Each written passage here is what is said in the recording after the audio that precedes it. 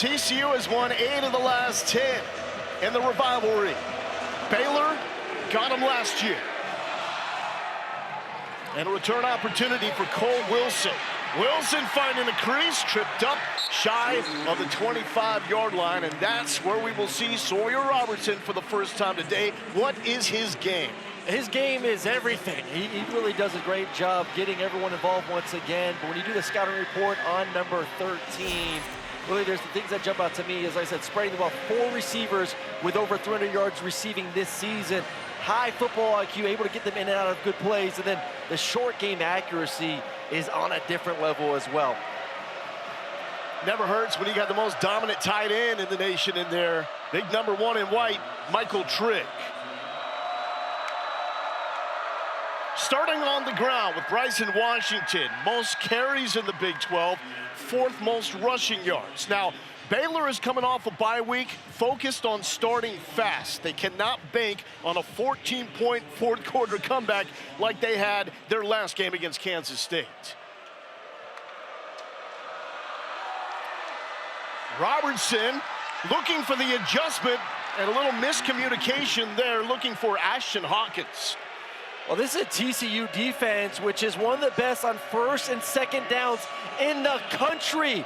The problem is, Lo, they're not very good on 3rd down. Average yards a gain on 3rd down for this defense, 7.7 yards. They get the job done, but now they got to figure out a way to get off the field. 44% on 3rd down for TCU, 116 in the FBS.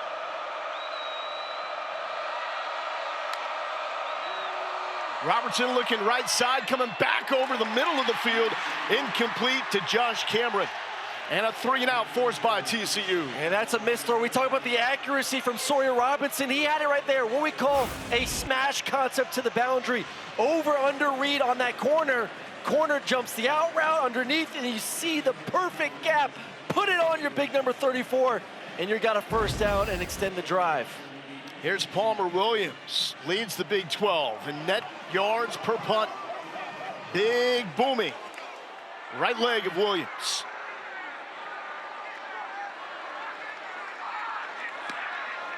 Away clean. Jordan Dwyer has a chance from the 21. To the 30, rips through an arm tackle. And the 30-yard line is where we will see Josh Hoover. Quarterback, give me the scout report on this elite quarterback. Well, I brought it up in the open a little bit, but his ability to get the ball out with his quick hands and just overall athleticism, 2.5 seconds is on average. It's tough on a defense to be able to pin their ears back and get after him. And then the eye manipulation, being able to move second-level defenders to create space for his receivers to catch the football. Something about playing Baylor as well. 3rd crack at the Bears, 78%. 4 touchdowns, no picks in the previous 2.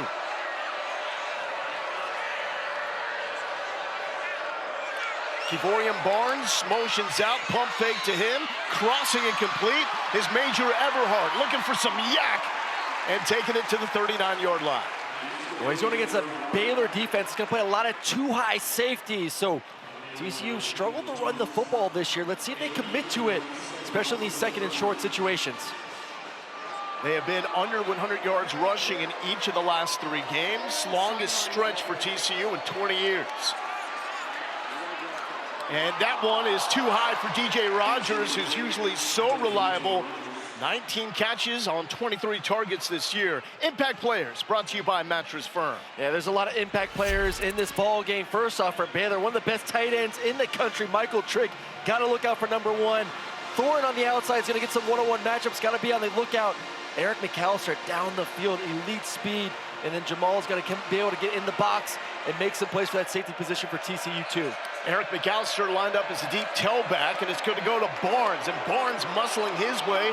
Didn't need a lot, and he got just enough. 1st down, Horned Frogs. Don't let the numbers deceive you on Kevorian Barnes. He's missed a couple of games with injuries. When healthy, he can be an upper echelon Big 12 running back. Oh, 100% he can, and they need to be able to stay committed to him in this game, especially with what we call lighter boxes, 5- and 6-man boxes. You're going to have numbers to block. Hoover rips it, McAllister dropped it, and that was The epitome of what happened in their loss against Kansas State. Sonny Dykes said it was a disaster. Too many drops, 3 turnovers, 2 returned for touchdowns. You got to be able to make plays. It rained a little bit in the pregame. Field's a little wet, but still, that's in a spot. You see him fading away from the football a little bit low. If you attack it with your hands, you're making an easier catch. Rained at 10-17, but we're talking like a 2-minute shower. Barnes with the carry, little hop, and a 2-yard pickup on 2nd down. Cooper Lands makes the stop. He had the big swat on the would-be game-winning field goal 2 weeks ago against Kansas State to preserve that victory. 3rd and 8 for Josh Hoover. Going underneath, TJ Rogers makes the catch here, and he's going to be brought down about 4 yards shy of the 1st down line. Kendrick Simpkins makes a stop. And I love the pursuit from Baylor. We're going to take a look at this right now. They've struggled with tackling at points this season. Nice job understanding where the sticks are and then rally to make the tackle. Everyone come up. It's not just one defender, 3, 4, 5 guys. Staff's got to be happy with that first 3rd down stop for this defense. So it was no hesitation. Punt team immediately comes out. This is Ethan Croft, 1st-year transfer from Texas Wesleyan. Cameron calling for the field catch and has it at the 23-yard line. So opening possession for 2 elite offenses, 0s on the board.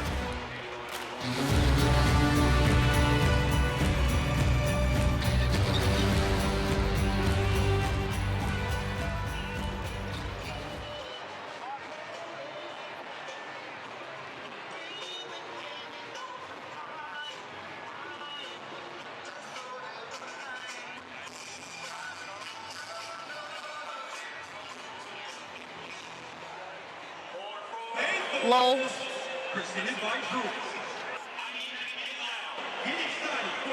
Hey, Lowell, you can either toss it generic, but it'll be on Sawyer Robertson, cleaning up some of those sloppy plays. Gotcha.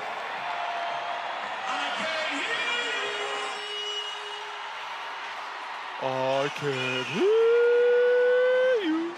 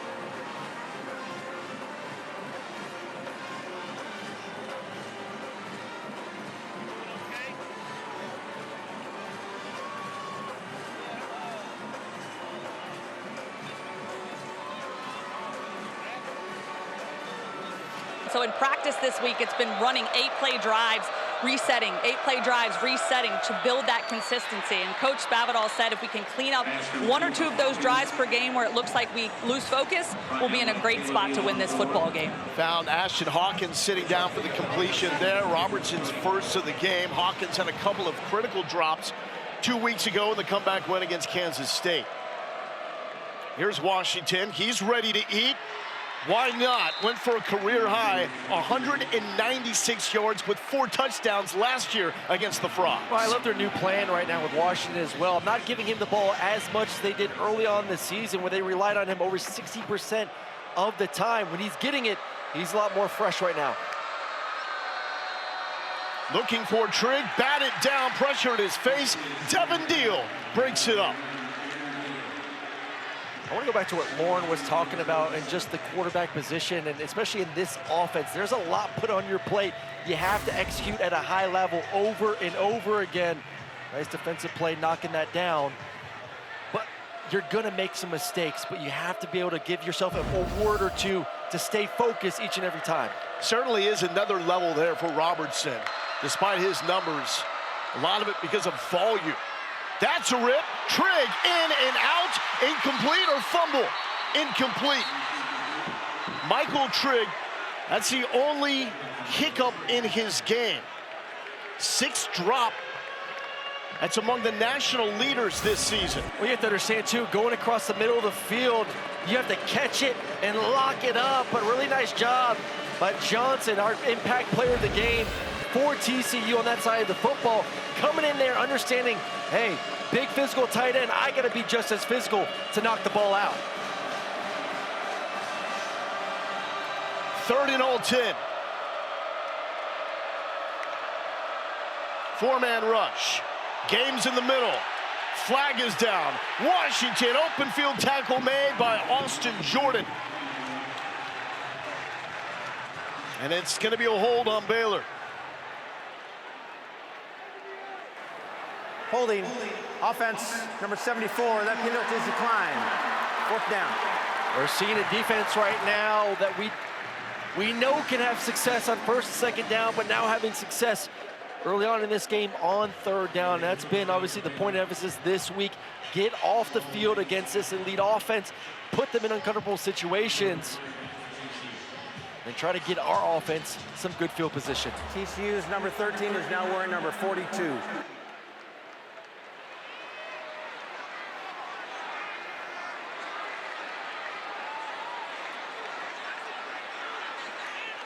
Got the initial 1st down pickup, and now Williams punts for the 2nd time. Dwyer retreating, catches it going back inside the 5. Now trying to make up for lost ground. Jacob Redding, not just a star safety, also still playing special teams, is able to make the stop. An absolute boom of a punt down the field, and a mistake on the receiver right there. You have to let it go in the end zone when you're inside the 10-yard line. You're retreating like that, just let it go. Baylor takes advantage with a nice clean tackle. Redding doing it all. Baylor was down 31-17 to Kansas State. A potential season-changing play was Redding's 66-yard pick 6 against Avery Johnson. Tough situation here for Josh Hoover. Can't go backwards. That's where McAllister is at his best, picking it out of the air to the 30-yard line. And the Big 12's leading receiver with his first explosive. All this is an RPO, run-pass option. Safety comes down. And those are the quick hands we talk about with Josh Hoover, able to put it in the belly of the running back, pull it out, and throw a nice dime to McAllister for an explosive play. 2nd nationally at 26 yards per catch. That was 26. Barnes cut it back inside, and the leader of this Baylor defense, Keaton Thomas, is there to make the tackle. 2nd in the Big 12 with 49 tackles coming into the game. And they got to stay disciplined here, too, defensively. Those 2nd-level defenders, there's the balance of being aggressive, but then you have to worry about, like the play we just saw, Hoover's ability to throw it over the top. But first things first, stop the run game.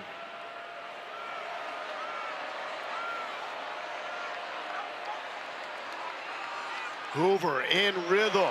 Jordan Dwyer, transfer from FCS Idaho. 2nd most catches in the Big 12 without a drop. He's reliable.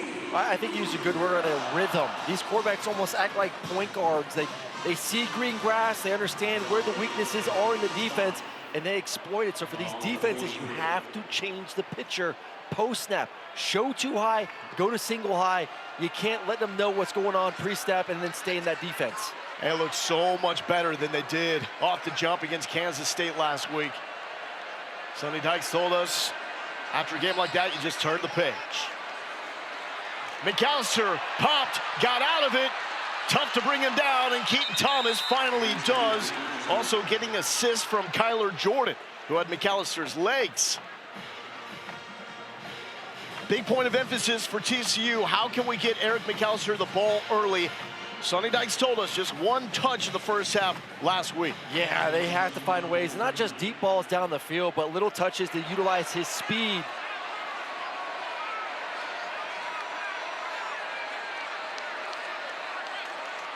Barnes gets the carry, still looking to break one. Baylor refusing to let that happen. But a fine surge takes it back to the original LOS. And it's been a problem all year. 29% of the carries are stopped at the line of scrimmage or behind for this offense. So you say you want to commit to it, but it's hard to do. And Dave Aranda and his staff understand what the task is heading into this third down, put them in these long situations, and then play the sticks.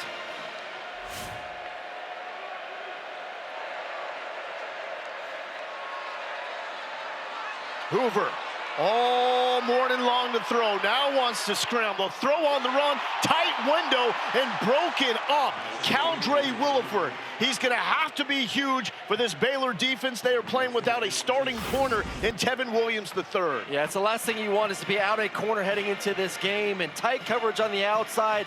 Well-placed football, but better job defensively from Williford to be able to put that hand in there and knock it out and get off the field.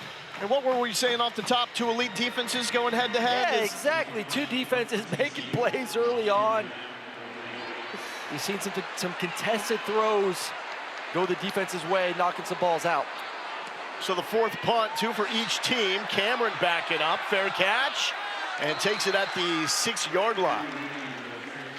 So pumping up the quarterback so far has been the two D's stealing the show here in Fort Worth.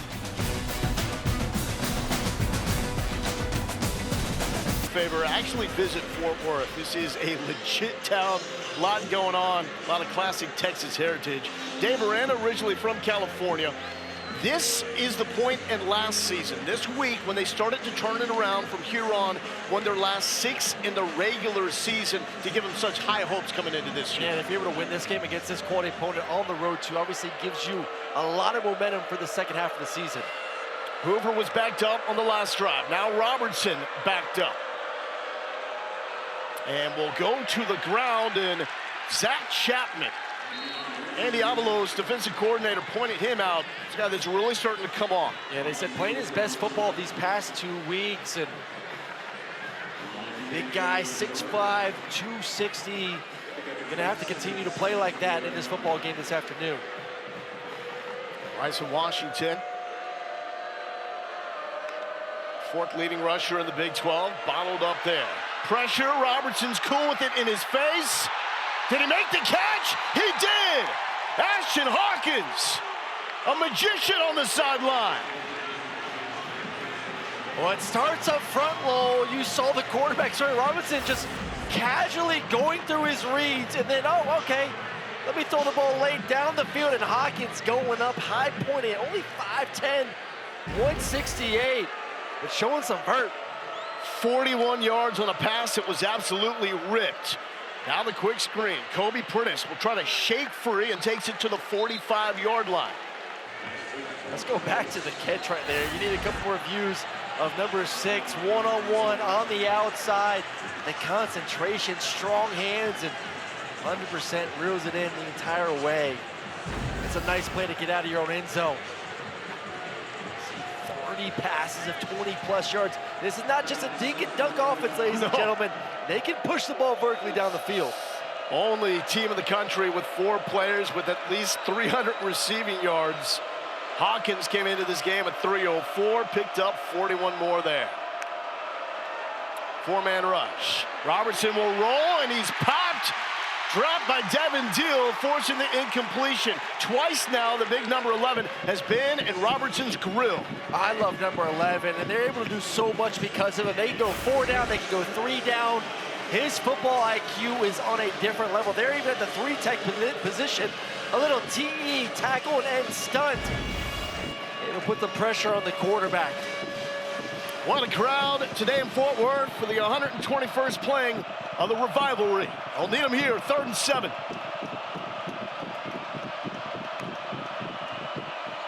Washington, nowhere to go. Hit immediately at the line.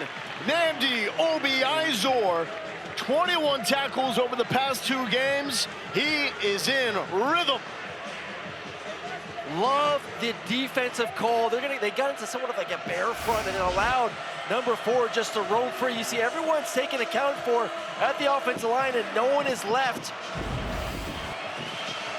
And then tackle the backfield, and Baylor goes for it more than anyone else in the country. Let's see what they got.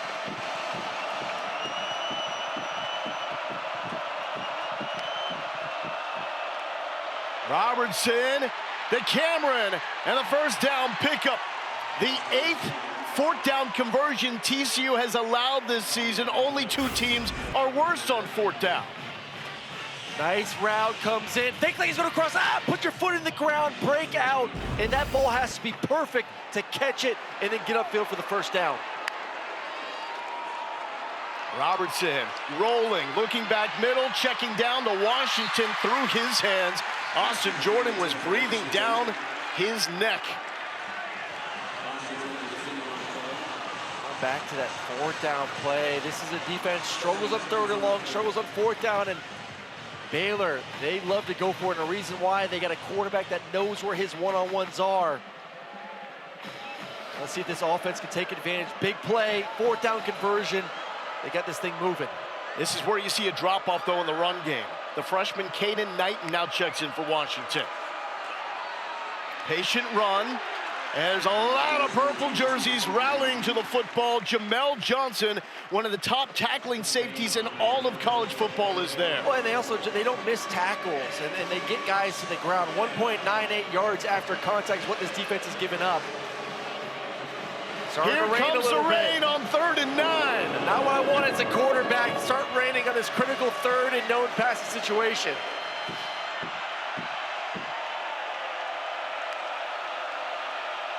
Cameron with the screen, drop shy. Can only imagine a 4th down attempt is coming up here. If you already got one, do it again. That's so perplexing about Baylor. They're not good on 3rd down. They rely on this 4th down. Well, I think they know they're going to be aggressive, so they can call 3rd down plays that give them a better opportunity on 4th in a more manageable situation. How can you go inside to protect yourself from the rain right now? Come on, people.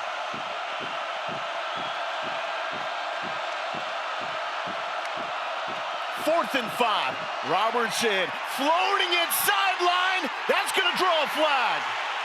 Ashton Hawkins was mugged by Channing Canada. Through a wounded duck. That ball was just a punt down there, but one-on-one. Pass interference, defense, number 7. 15-yard penalty and automatic. First down. And Canada gets picked on. Lots of grabbing, falls down, pulls the helmet shoulder pads to the ground. Easy call. And now the rain starts to die a little bit. Hopefully the ball's dry for Robertson as the drive continues. 10th play of the drive. That's required 2 4th down conversions.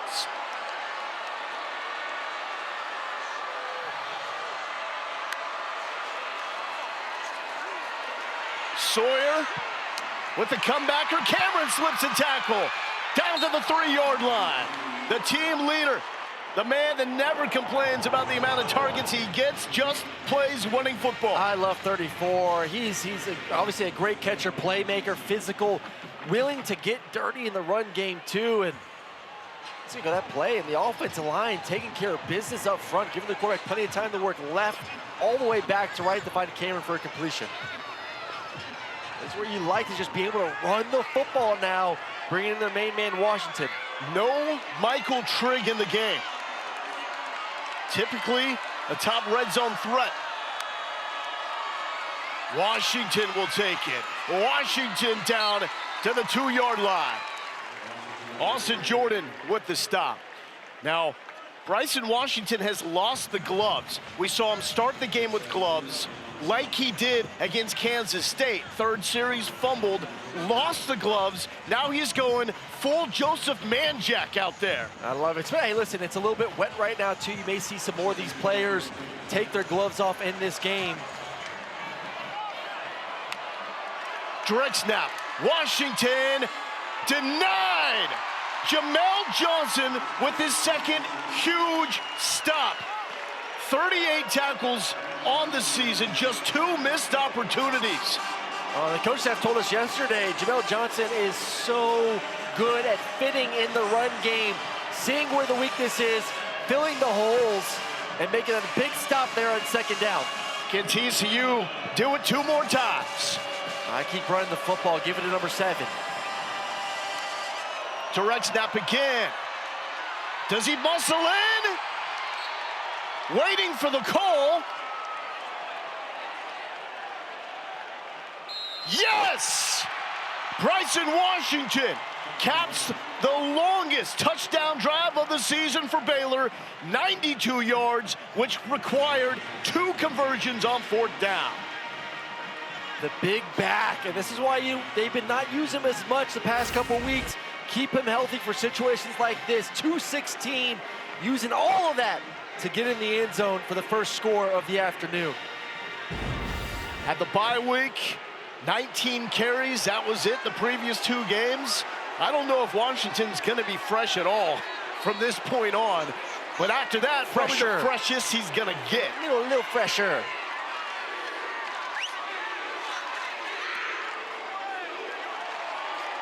And Baylor makes it 7-0, scoring the first points of this rivalry. What an incredible drive for the Baylor Bears. It started with Hawkins going up, a little moss action. One-on-one, let me find one of my top receivers down the field. Minutes. This is going to sell to the back of the end zone. TCU football at the 25. Kevin Connors, hope the weather is well where you are.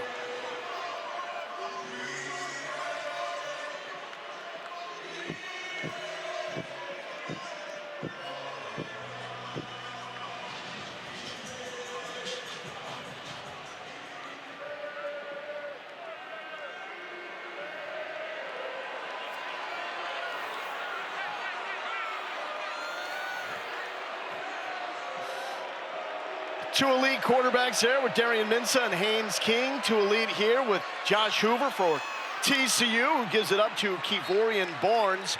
And on the other side, Sawyer Robertson. They are the top 2 leaders in the FBS in passing yards and passing touchdowns. However, it was Bryson Washington with the touchdown run on the 3rd drive of the game for Baylor to start the scoring. Hoover, quick strike, and slipping out of a tackle is Jordan Dwyer. We got a bunch of Joseph Manjaks out here right now for TCU. 3 of the 4 receivers without gloves at the moment. We're concerned, though, how does it affect the quarterback throwing the football? We're going to find out.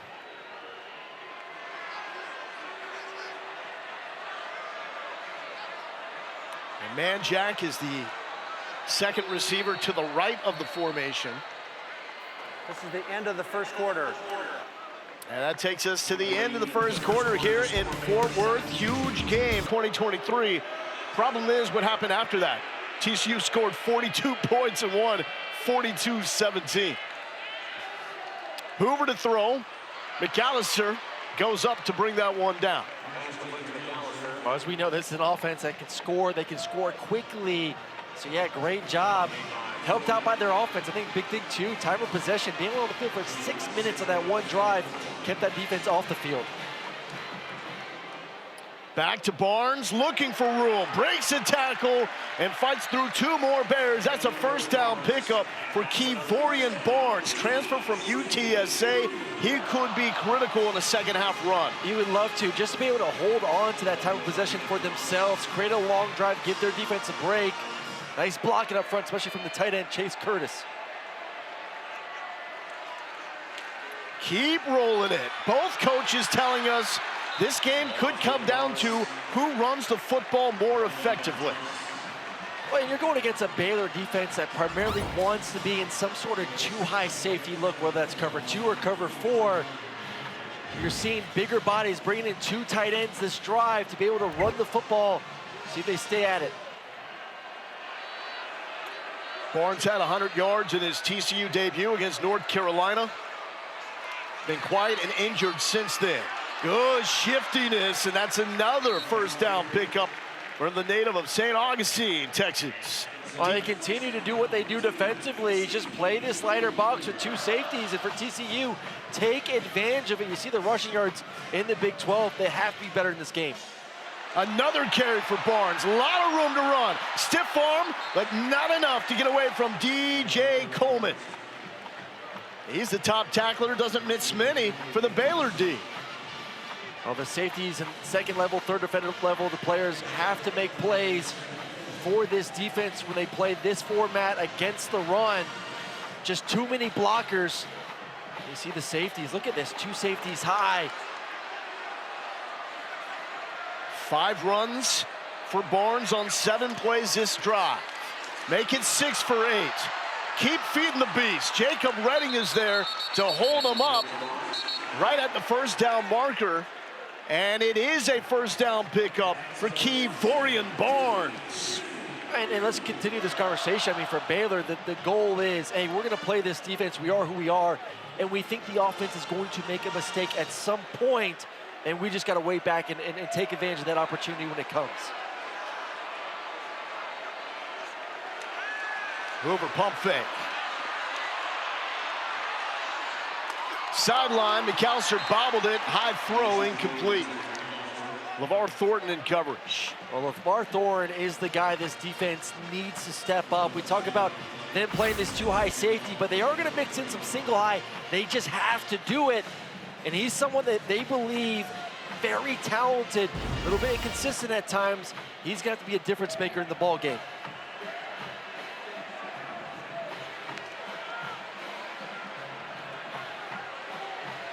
No Tevin Williams, starting corner for Baylor. LeVar Thornton is going to have to pick up some of that slack. Trent Battle, the running back, a little more shifty and explosive than Barnes. He got lit up by Devin Bobby. Second most tackles on the team with 34. Bobby's always active. Oh my God, he came flying down right there. And this defense understands, hey, we're presenting an opportunity to run the football, so us as safeties have to be willing to fill, add bodies in quickly. And number 3 came flying down there to make the tackle. TCU with an elite third down offense, 11th best to the FBS. And McAllister in the slot, bottom of the screen, trying to match him up with a safety. Going that way. Damn. They got the matchup, and he beats Bobby for the first down. And a flag. Ooh. We're gonna get Tyler Turner. Possible targeting on 17 or late hit. That's the matchup they wanted. They put McAllister one-on-one with Bobby, receiver on safety. And they went right at it to get the first down. How quickly are you recognizing that as a quarterback? I mean, you put him there for a reason. I get to line of scrimmage, I see that matchup, I know I'm going Rolling there. on the field was a catch. After the play, personal foul, late hit, defense number 3, half into the goal, first down. So it's on Devin Bobby for the late hit, no targeting. One-on-one. I don't know how that's on Bobby. I think that has to be on 17, right? In the red zone now, where Eric McAllister usually gets a lot of touches. Leads the team with 7 red zone targets, but only 2 are catches. 17 was on the late hit. And they corrected that. Turner with the late hit. 2 high safety, so look at this run box. You gotta run the ball in this situation. Hoover pulls it to the tight end, DJ Rogers. His second touchdown of the season.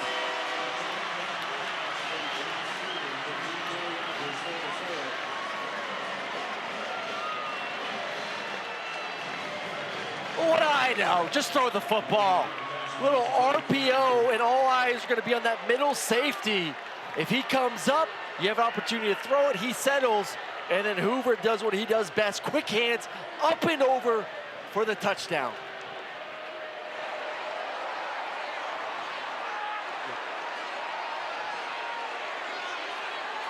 Well, all the attention on Michael Trigg. DJ Rogers is the man to find the end zone first. He's no slouch. He's now got 20 catches on the season. All eyes on 17. You're reading him right now. If he comes up, I'm going to replace him with my talented tight end. He comes up and over. And TCU is on the board.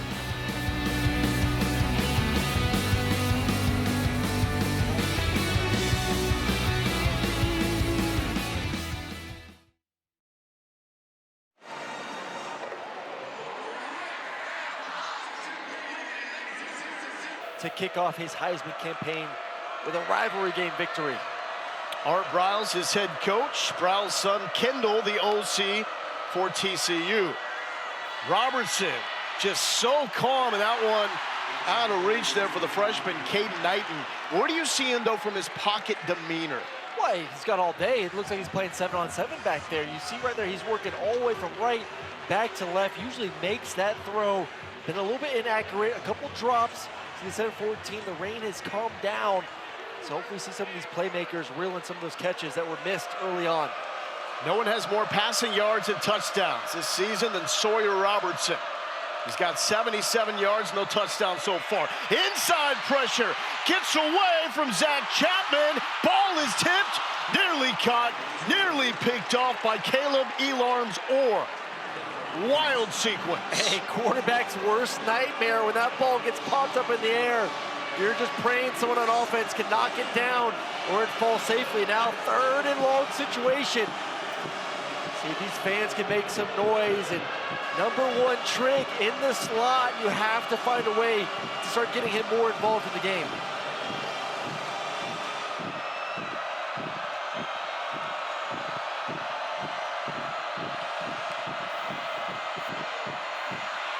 Climbing in the pocket. Cameron with the catch. A little behind him, but it does not matter for the sure-handed standout from Cedar Park, Texas. Once again, the offensive line doing the job that needs to be done up front, and then a quarterback just methodically moving up in the pocket, keeps his eyes up, and delivers a strike.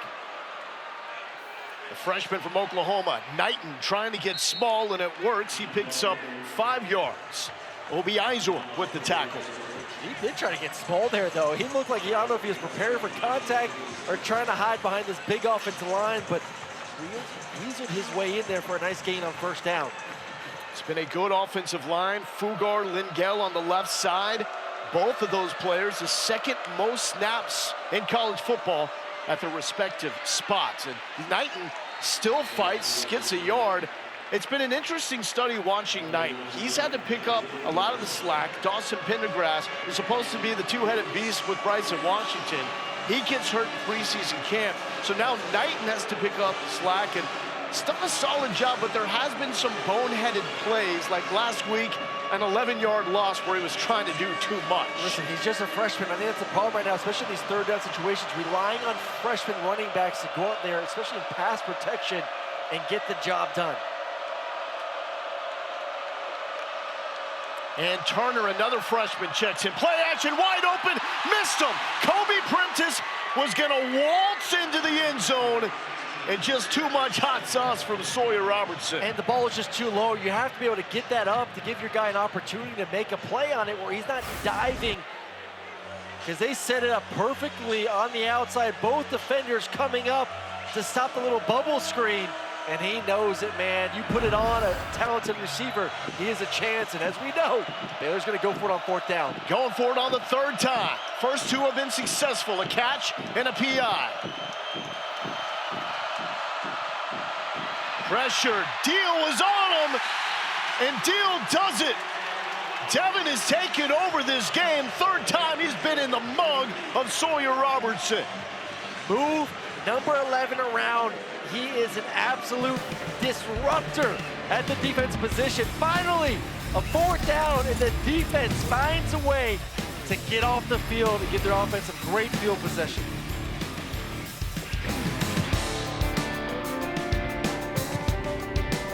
Projects them to run the table with the exception of a loss on the road against BYU and Provo. Trying to avoid their 3rd Big 12 loss, which would probably knock them out of the race.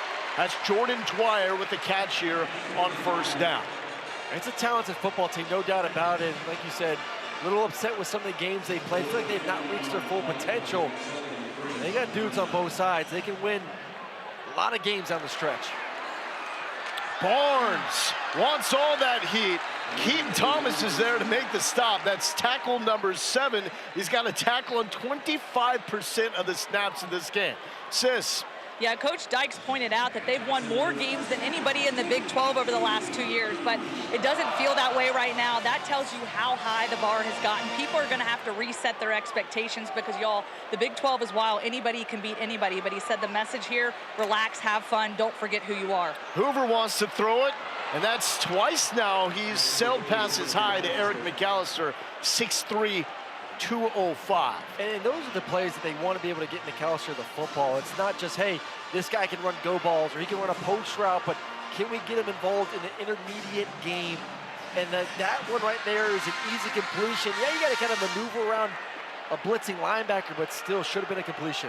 Joseph Manjack, coming off a one-catch game at Kansas State, only 8 yards, has not been targeted by Josh Hoover yet. Also have not seen Ed Small, the freshman dealing with turf toe. There is Barnes. He is ready for a fight. Physical brand of football he's bringing to this team. And I think you just have to stay committed as an offensive staff. Like, yeah, you want to do all this passing and throwing, but you can just hand the number 2 and get 3-4 yards. Do that on first and second down. Don't wait for second down just to hand it and get some positive yards against a defense where you don't love throwing it. Raining the hardest it has since the start of this game. 3rd and 7. Well, this is what they like, the screen game, especially the number 14. Manjack, like you said, has not been involved yet in the game. See if they can find him. Try off those hands, big boy. Barnes to the left side. He's got room. Devin Bobby brings him down. There is a flag down in the backfield. It looks like Josh Hoover is a little shaken up. Look at the left tackle get out there in space. Be able to log the defensive end. Holding offense, number 56, 10-yard penalty from the previous spot. That was 3rd down. That was just frustration on the face of Hoover. Oh, man, unfortunate because it was set up perfectly. You get a defensive end crashing, logged him inside, but still get the holding call. And it is coming down right now. What does this do for a quarterback, these conditions? Yeah, you wish you could talk back to the coach and say, please don't make me throw it down the field. Screens, hand the football off. How about our student section, though? Out of way, TCU showed up early for an 11 a.m. local kick, and you're still here with this downpour. 3rd and 17. Hoover just guides that to Dwyer. Did he lose control, lose grip there? That looked different. Yeah, it's ball soaking wet. It's going to be different. You are just essentially trying to push it out.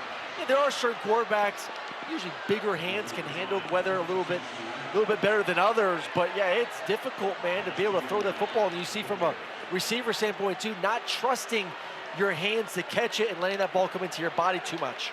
So the key hold moves him back, would have been a 1st down. Now they got a punt. Cameron lets this one sail into the end zone, so it's going to be Baylor football at the 20. Oh, it's getting loud. It certainly is wet here inside Amon G. Carter.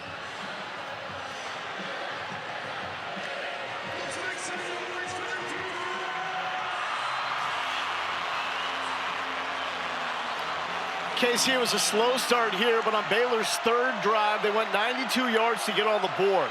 Bryson Washington, 4th leading rusher. Ball is out. TCU is signaling that it is their football. Messing with the wet rock, and for the 2nd straight game, Bryson Washington coughs it up. He does not do that. Well, you know who it was defensively that caused all the chaos? Number 11, Devin Deal, coming off the edge. He has been all over the field. Watch 11 coming down, committing to it. He's the first one. And then from there, able to get the football, number 97 as well. Paul Oyewale forcing the fumble. Bryson Washington started this game wearing gloves. He dropped a pass early, ditched the gloves. Did that come back and haunt him there? Had a fumble in the last game, a comeback win against Kansas State. TCU will try to cash in. DJ Rogers capped their lone touchdown drive. Barnes sifting through the Baylor defense, still rumbling to the 5.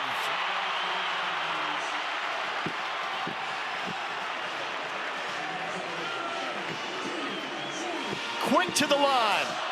1st and goal, Frogs. Barnes wants it, can smell it, getting the push, end zone! Kevorian Barnes will not be denied.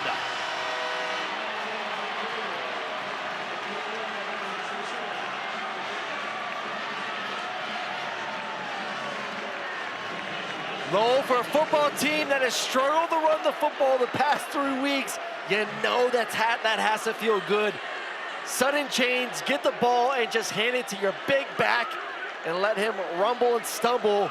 And this offensive line push him into the end zone to take the lead. That's why you cannot be deceived when you look at TCU's rushing numbers on the year. 3 straight under 100 on the ground for the first time in 20 years. But that was 2 games without Kevorian Barnes because of an injury, and just got going last week against Kansas State. If he's healthy and doing that, this is a more dynamic. It was epic, people. Well done, TCU student body. Cole Wilson tries to get some juice going for Baylor. And Wilson hits a brick wall, bounces off of it, and takes it to the 27-yard line. Lauren. You know who is celebrating that last sequence more than anyone? It is TCU defensive coordinator Andy Avalos. He said to me before this football game, remember, he said he wanted it to rain, he wanted it to get messy out here. Well, like they do in baseball, he drew the sea turtle out on the field.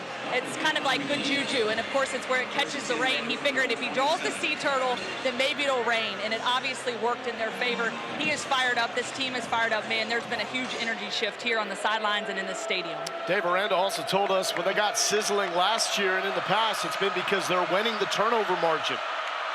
Now -1 in this game.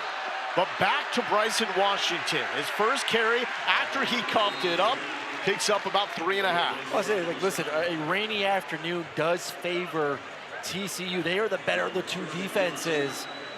And if they know that, hey, they got to commit to the run a little bit more, they can be more aggressive second and third level and come down.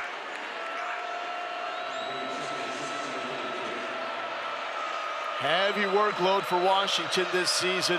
No running back in the Big 12 with more carries. Sawyer Robertson looking sideline, broken up by Javon McIver.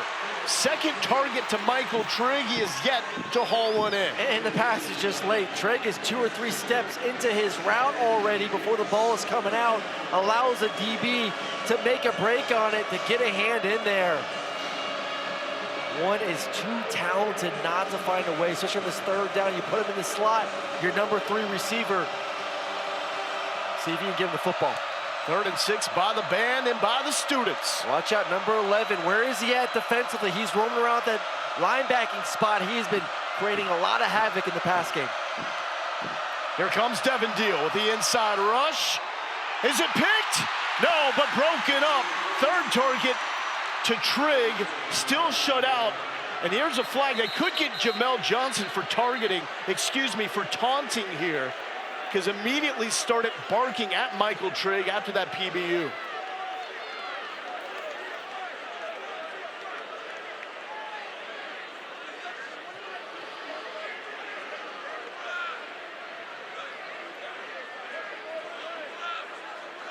Talking, a lot of excitement, obviously very passionate game right now after the last defensive possession, getting the turnover. After the play, unsportsmanlike defense number 2 for taunting. 15-yard penalty and automatic first down. Saw a sequence like this last night with North Carolina and Cal, and it almost cost Cal the football game. Yeah, you can't be doing that. You're playing great defense right now. Created a turnover, which turned into points. About to get off the field. And then a little bit too emotional for number 2, who's had himself a pretty darn good game. And you see the jawing back and forth. Meanwhile, Sawyer Robertson's struggling. 1 completion in the last 7 attempts. Washington, patient run into plus territory. It just doesn't look as confident right now throwing the football. You said mentioned that 1 for 7. The ball is late. I don't know if it's in his mind. Wet football, I'm trying to get a better grip, but just not throwing with a lot of confidence is number 13.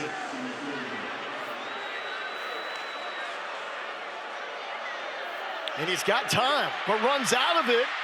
And that's what Baylor fans want to see him do more. Use the legs. Takes this to the 45. Well, use your legs because so many defenses are dropping 7, dropping 8, trying to cover this passing attack on the back end. There's room for him to run the football. You see there's nothing open down the field. It's only a 4-man rush. Linebackers are dropping. Get up there and get some positive yards. Now we get knowing, hey, we had 2 more downs to get a first here. 3rd and 2, right up the gut. Michael Turner to the 30, and the freshman comes up with one of his biggest runs on the year. Well, Caleb Elarms or just overplays it. Watch number 3, comes all the way to the other side, and he said, thank you very much. Leave a big gap for the speedy number 23, Michael Turner, to hit it for the first down. 4-star recruit out of North Richland Hills.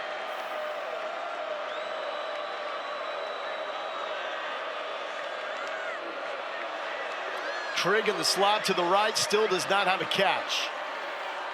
Looking that way, coming back left. Sitting down is Cole Wilson, and Cole Wilson now has a catch in 38 straight games. 3rd longest active streak in the FBS.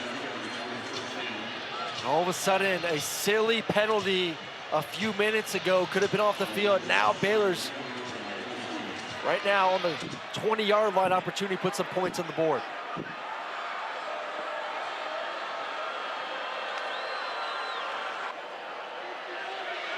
Robertson, flag is out, avoids the pressure, and we'll just take this back to the line of scrimmage. And Sidney Fugard, number 69, on the outside. Looks like he gets his hands a little bit too high and yanks down the defensive end. Holding. Offense, number 69, 10-yard penalty. Still first down.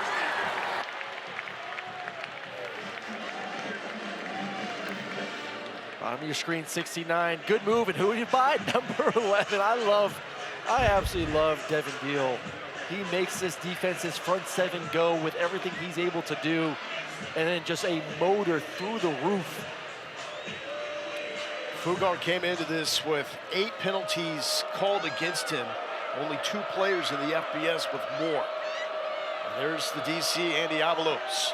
Back to the freshman, who tries to find some daylight to the 25.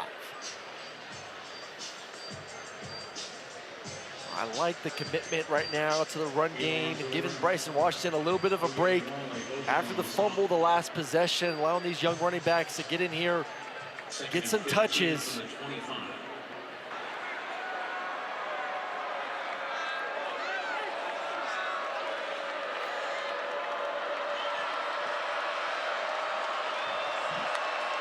Second and 15 for Robertson. Trigg with his first catch at the 11. No, they're saying incomplete. Denied for the 4th time. The question that TCU asked themselves, are linebackers going to be fast enough? Are safeties going to be big enough to stop Trigg? The ball's just dying right now, but listen, that's on Trigg. Ball's low, I get it, but he's too talented. You want to be a first-round draft pick in the NFL, I don't care if it's wet outside, you have to find ways to make big-time catches down in the red area.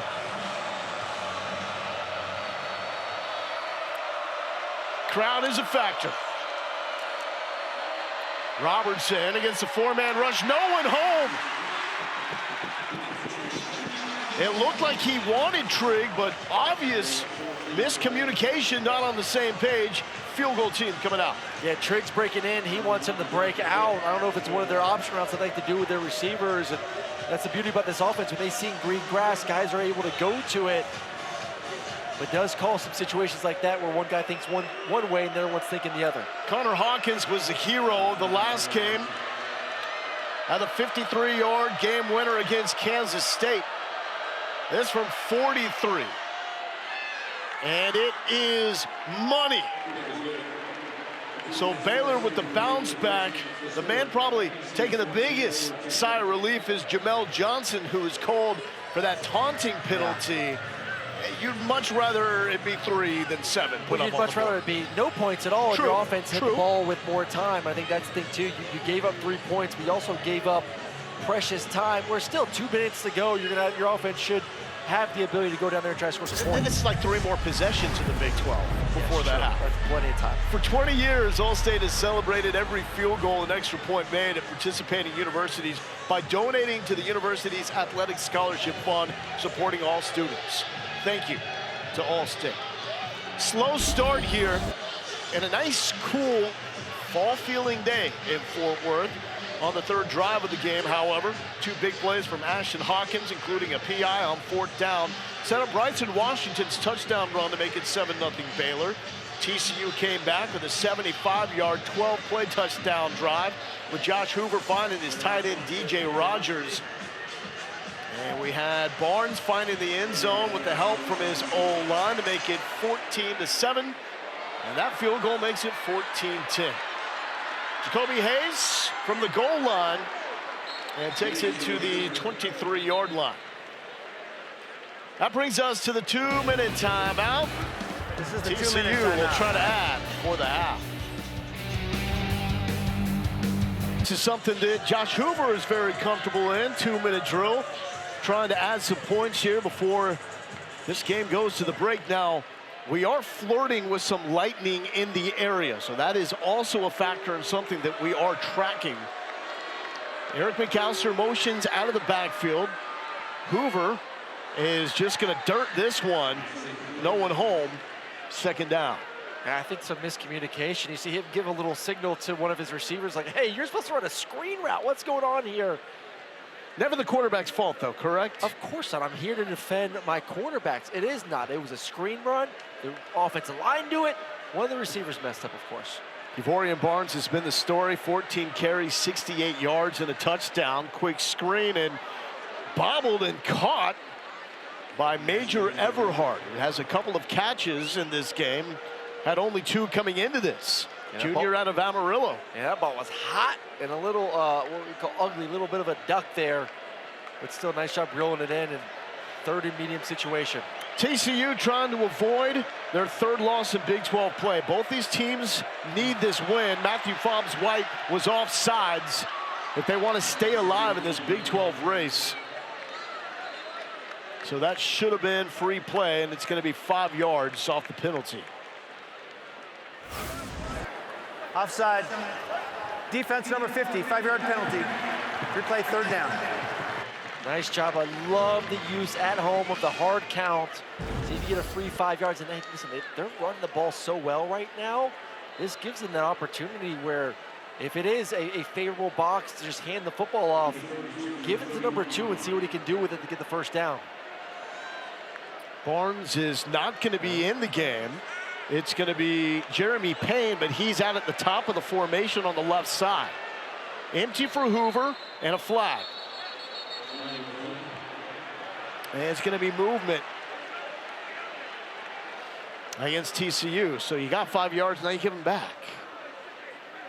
Love that, don't you? False start, offense number 54, 5-yard penalty. Still 3rd down. Well, they had the same matchup they wanted that they got earlier with McAllister, 1-on-1 in the slot. So you set it up perfectly, and then you get the 5 yards right back, unfortunately. So now we're back to what we were originally at, 3rd and long. They got number 1 bottom of the screen. If he gets 1-on-1, he's your guy. If not, you have 3 receivers to the field. LeVar Thornton manning him up, which has been a frequent matchup on the outside. And that's it right there, Thornton and McAllister. 4-man rush, Hoover is comfortable, and so is DJ Rogers, his 2nd catch. Caleb Burns gonna break that one up. A huge 3rd down conversion, stay on the field, plenty of time right now. All 3 timeouts, feels like an eternity for this offense.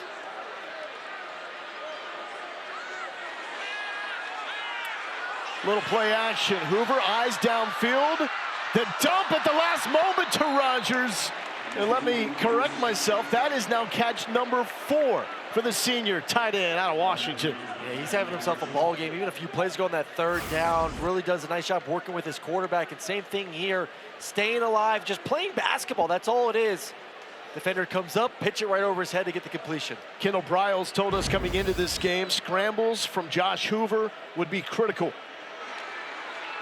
Into the belly of Jeremy Payne, and he is upended by LeVar Thornton in the run game.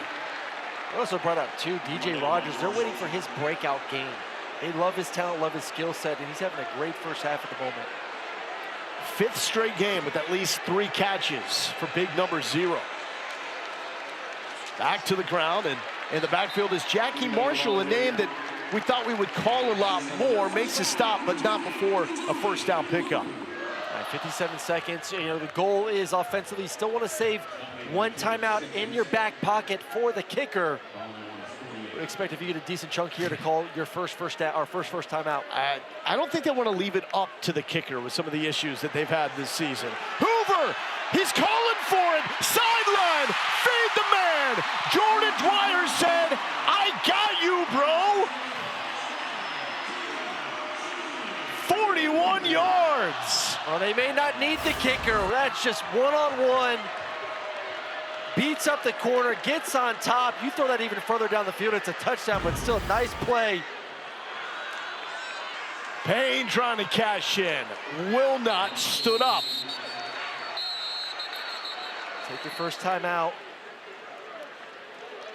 So timeout here with 29 seconds left. Jordan Dwyer, what a story. He was playing at FCS TCU. Idaho. Their first of the half, 30 seconds in length. Didn't do much his first year, but last year goes off. 78 catches, 1,192 yards. Named second team Big Sky, which is an awesome FCS conference, by the way. Gets a shot here at TCU.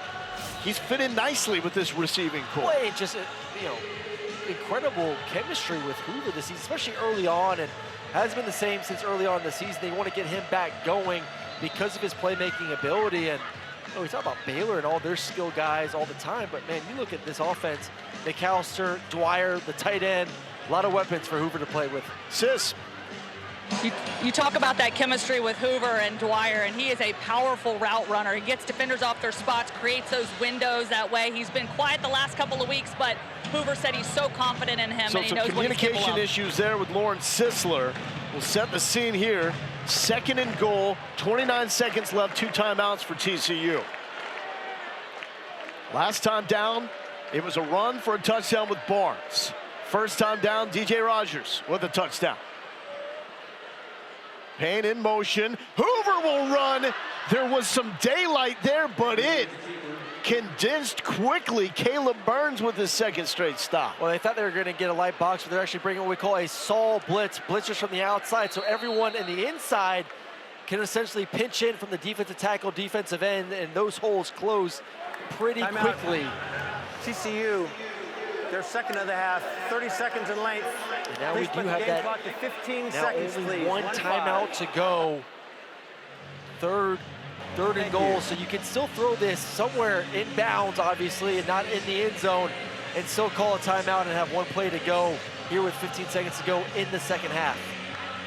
What do you think, this part of the field, Eric McAllister, the fade game, trying to do something back shoulder with him? Well, I like him. I also like DJ Rogers. I think DJ's playing at a very high level this first half, and obviously has the 1 touchdown to get things going earlier for this offense. So I think at the moment, Eric, 6'3", number 1, but also if you get DJ Rogers somewhere in the slot matched up, I really like the way he's been playing. TCU looking for the 2-for-1. They will get the football to start off the second half. Barnes checks back in. Hoover is 4 for 5, 63 yards on this drive. Started with just less than 2 minutes. And now Baylor is going to want to talk this out. And this is the chess game right now. Timeout. Baylor, their first of the half, 30 seconds in length. Baylor calling a timeout, expecting TCU to bring out their best play in that situation. Now TCU's got to go back to the drawing board, figure out, do we want to stay with what we got, or we do something different? Well, this week we have a Monday Night Football doubleheader. At 7 Eastern on ESPN and ABC, it's the Bucs-Lions. Then at 10 Eastern on ESPN, Texans-Seahawks. Both games also available on ESPN Deportes and the all-new ESPN app. TCU looking so much better after a game that Sonny Dykes described as a disaster. Too many drops, 3 turnovers, 2 of them returned, 4 touchdowns. Got them a little while to get going, but now trying to cash in here and extend what is a 4-point lead before the break. Well, no DJ Rogers in this one, so all eyes gonna be on the outsides, 1 and 7. See if you get the matchup with either of those guys. Thornton is on McAllister, right side of the formation, bottom of the screen. Going to the other side, Dwyer got in! Slipping past Devin Bobby. Jordan Dwyer does the thing.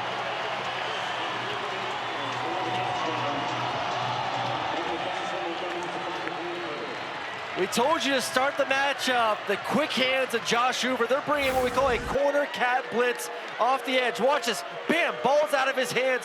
Puts it pinpoint accuracy before that safety can come over to replace the blitzing corner. Quick hands, beautiful accuracy, and another touchdown for the Horned Frogs. That was the Hoover and Dwyer touchdown drive. Dwyer found himself in one-on-one coverage, signaled to his quarterback, get me the football. Hoover did, and it set up that touchdown grab. Let's go back and get a couple more views at this touchdown and show you that corner cat blitzing into the boundary. He's coming off the edge, and that safety's got to feel that responsibility. But Hoover, with the quick hands, dealing those cards a little bit too fast for the defense to get over there. And then puts it in a spot where his guy can catch it and spin his way on into the end zone. Bam! Quick release, pinpoint accuracy, tutty juice. Loves playing Baylor. In his 3rd matchup against the Bears, he now has 6 touchdown passes, no interceptions. Also not too shabby this season right here at Amon G. Carter Stadium. 15 touchdowns, 1 interception. So this is the perfect scenario for Josh Hoover. They call it the Revivalry. Longest played, most frequent rivalry matchup in the state of Texas between 2 Christian universities. TCU has won 8 of the last 10. Baylor got them last year. Cole Wilson scooting through traffic. And there is the stop made by Javon McIver. Well, tomorrow on ESPN at 10 a.m. Eastern, Sunday NFL Countdown goes all access before the Vikings-Eagles game at Justin Jefferson's Flight School. Plus, live from Big D, a look at the NFC East showdown between Jaden Daniels and Dak Prescott, and Randy's best catches of the week, and you got mossed. Michael Trigg has been mossing dudes all season long. Had 2 one-handed catches 2 weeks ago in the last game against Kansas State. 5 targets, no receptions. This will be on the ground, taking us to the half. Caden Knighton with the final carry. Baylor seasons. 2 teams led by quarterbacks that are 1 and 2 nationally in passing yards and passing touchdowns that are electric late in games. Here's Hayes, the freshman, looking for the sideline and finds the 25-yard line.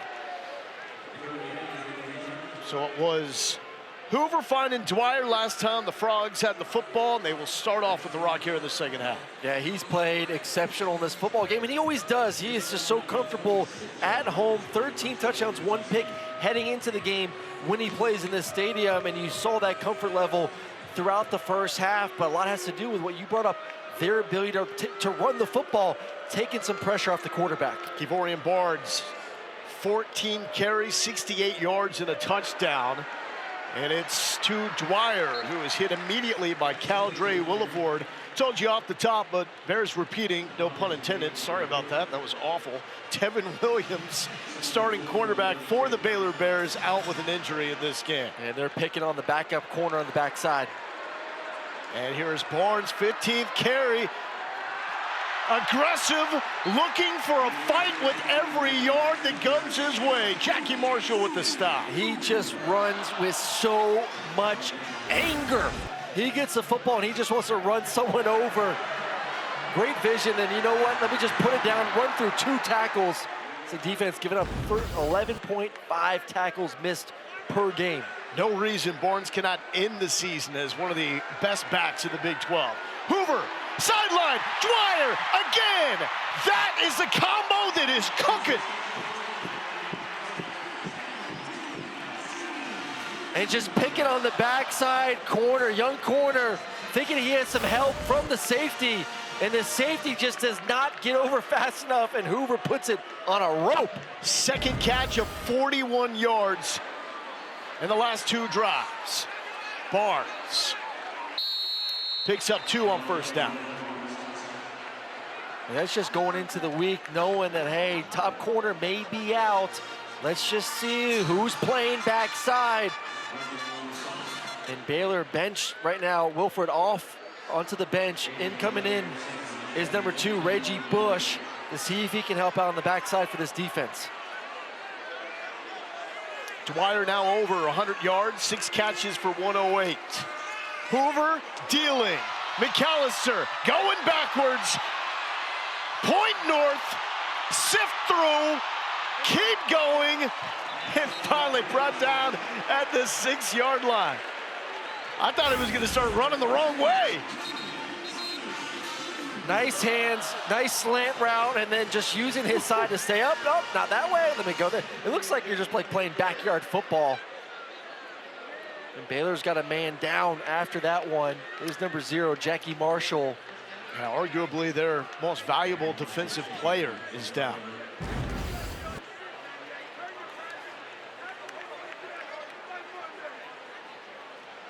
So that is Jackie Marshall being checked out.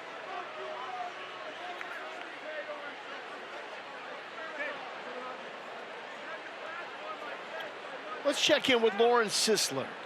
Yeah, I talked to Coach Sonny Dykes coming out of the locker room, and he said he really likes where this football team is at. That momentum that carried them into the half was great. He said it's just the silly mistakes, the penalties he wants to clean up. But he said that the weather, not a big factor for them. They kept the ball dry, the field is dry, so that's been big for them. He said, we got to come out here, play physical football. That's how we're going to get the job done. Set the expectations so high, reaching the national championship game in year number 1. But it got a lot of the big boosters to open up the piggy bank, and we'll have more on that and some of the goodies it's led to that Sis and Aaron got to experience a day ago. I feel like a new man today because of these facilities and what they have to offer. It is a beautiful place here. I love this stadium. Yeah, done a fantastic job here at Amon G. Carter Stadium. So we've got Chase Curtis, a tight end, in the backfield with Barnes. Curtis will take the snap. Barnes, the lead blocker. Curtis going up and over inside the 5-yard line. 0 regard for his well-being, and you gotta love it. You know what I love too is you know, you have an offense that has belief that they can run the football. You know, like you're playing essentially playing with one arm behind your back without that game, especially inside the red zone, inside the 5 where windows and everything's so condensed. To be able to just say, let's just line up and run the football is a breath of fresh air for this coaching staff, and let's see if they commit to it right now. And it's going to be a 2 running back set with Barnes in there with Jeremy Payne. The fake toss, ripping back the middle, soft hands, and caught.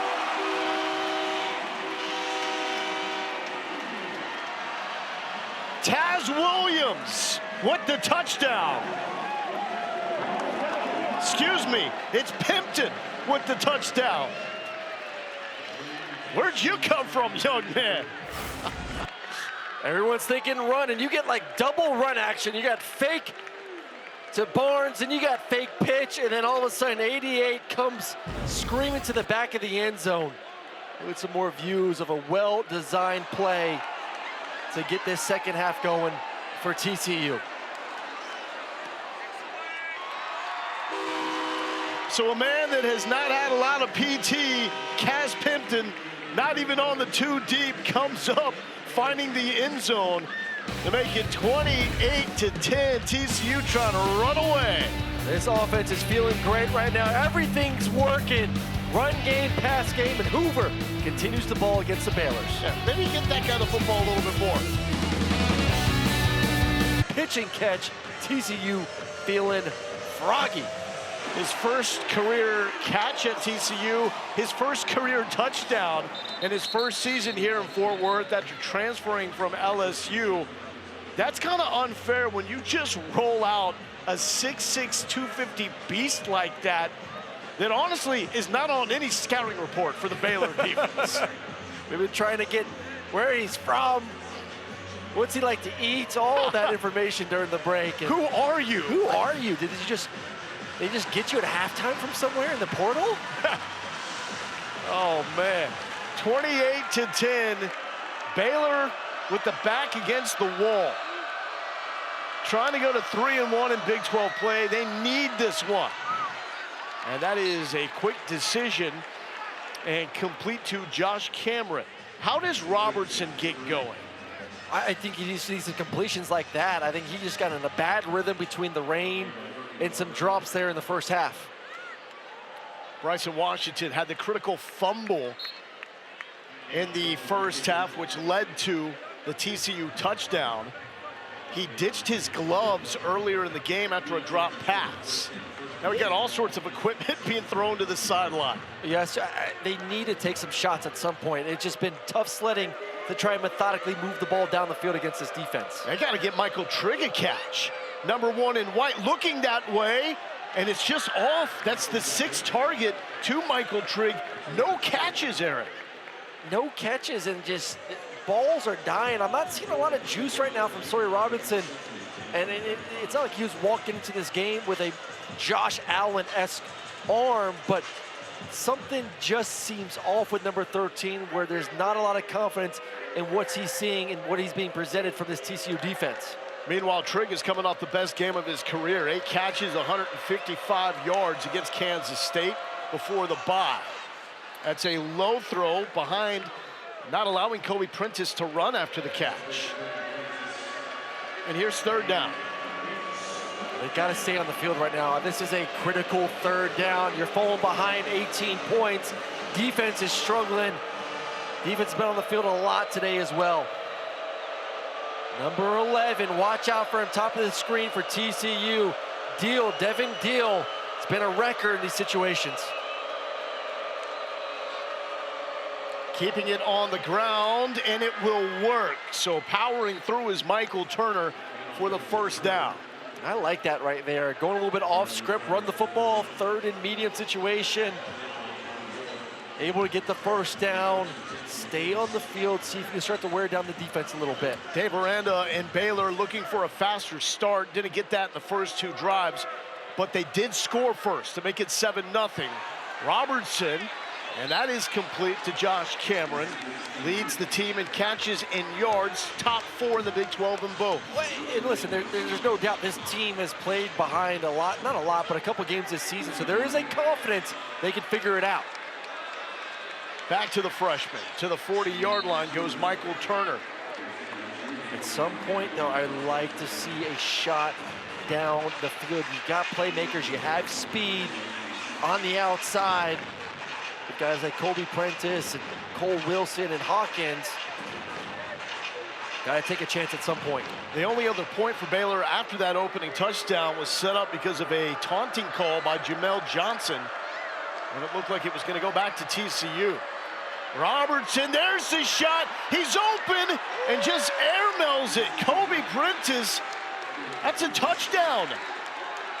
It is the perfectly drawn play against a corner's defense. You're going to get an out route by the number 2 receiver, and the number 1 receiver to the outside has a post route and just airmails it over his head for a chance for a touchdown. Robertson, 12 of 28 for the game. Not clicking, so going back to the ground And this freshman is fighting hard, takes it to the 35-yard line. Caleb Elarms Orr makes the stop. He leads the team in tackles, sacks, and TFL. And that was the play right there to get going offensively, to hit the big play, to get Sawyer Robinson feeling good. But as we know right now, 2-down territory here on 3rd and medium. They ran the ball last time they were in this situation a few plays ago. Do they run it again right now?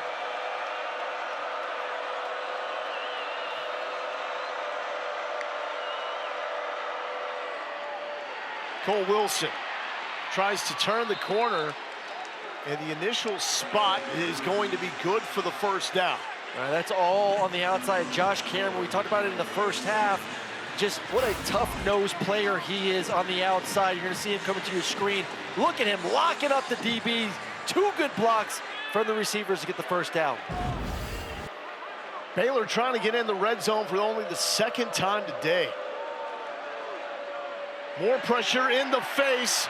Austin Jordan nearly got him. Trigg finally happens. First catch, still going to the 20-yard line.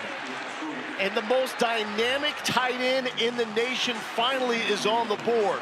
That's just crazy. And it's not like he has not been targeted in the first half, just have been unable to get him a completion.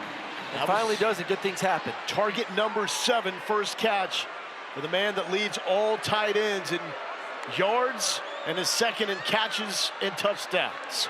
Oh, driving him backwards is Jamel Johnson. Wanted all that smoke along with Elarms Orr. I love number 2, Jamel Johnson. And then, I mean, what he can do in the run game coming from that 3rd level safety, he does it in a hurry too. Number 2 just pops up on your screen and just ready to tackle along with Elarms Orr.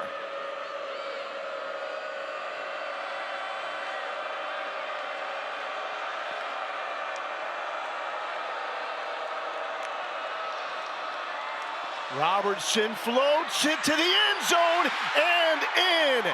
Jaden Porter coming up with the first touchdown of his career. Well timed, and Baylor ain't done yet. They needed that drive. Look at that, 75 yards and I love it. That's 5 minutes. You gave your defense a time to breathe as well. They're going to go for 2 points here, and he just wins off the line of scrimmage. Bam! I win, and he stacks them so nicely too. Ball could have been put out in front, would have made it a little bit easier, but nice adjustment from Porter to get the touchdown.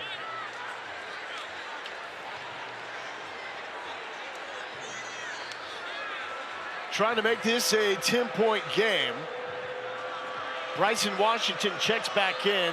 Kloffenstein and Trigg, 2 tight ends on the right side. They now motion in with Cameron.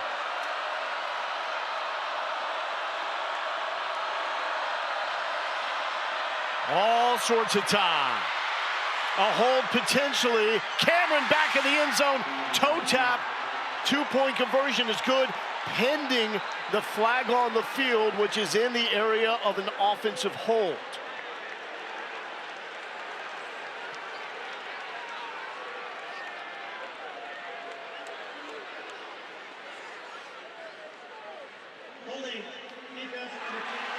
Decline. The try is good.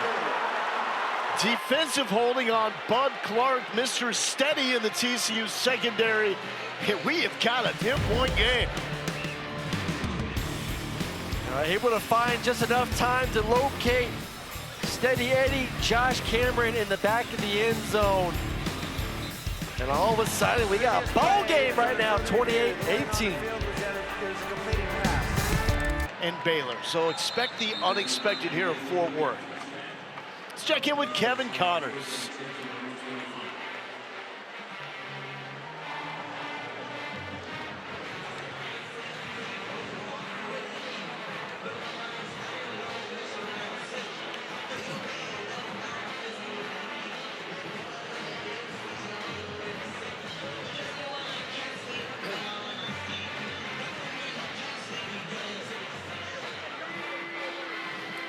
Well, Kevin, the former Bayou Bengal, Pimpton, is back on the field. And, I mean, if you make a catch like that for a touchdown, let the LSU transfer eat. He's now at the right side of the line. blocking for Hoover. Dwyer makes the catch and is flung out of bounds by Caden Jenkins. Well, a new cornerback now. They've been trying to just find who's going to be on the opposite side there, the cornerback position. They're rotating through Jenkins, Will Ford, Reggie Bush. Obviously, Thorne's playing as well, trying to figure out a way to slow down this passing attack. And oh, by the way, there's a new leader of the FBS in passing touchdowns, as that is a TFL. Barnes going backwards as Cooper Lands makes a stop. Also had the blocked field goal in the last game against Kansas State to preserve that win. Josh Hoover now 21 touchdowns to pass Robertson. Woo! We talked about 1 versus 2 in this game. Yeah. Hoover taking the lead, but finally this defense showing some signs of life. Now can they just get off the field and keep the momentum on Baylor's side?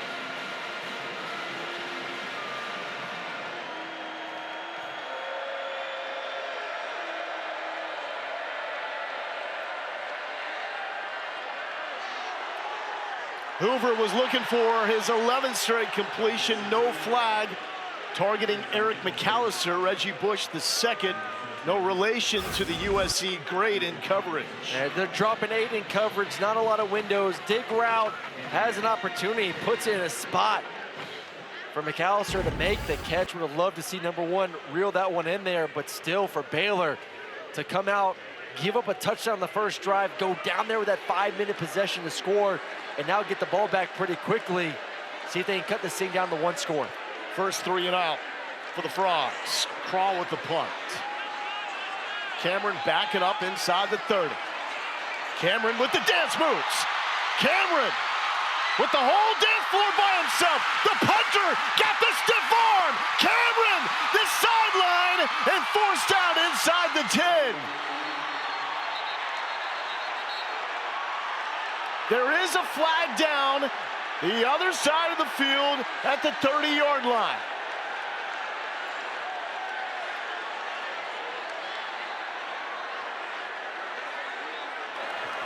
During the return, blocking the back, receiving team, number 8, 10-yard penalty, first down. Timeout on the field. That is tough, wiping out a 68-yard return by Josh Cameron. Set up nicely, long punt. Gives them opportunity to make the return, but bringing it back with a block in the back, unfortunately. He said it was number 8 on the top left part of the screen. Taylor with the football out to the block in the back. The freshman running back tries to find some room. That's Michael Turner. The push keeps going. Reminiscent of the scrum that led to the Barnes touchdown for TCU. And Turner gets out of it and signals first down, Baylor. Well, we saw TCU use the run game to ignite their offense in the first half. Now Baylor, here in the second half, utilizing the run game to get things going for themselves. Looked like Josh Cameron was favoring his shoulder after that punt return that was called back.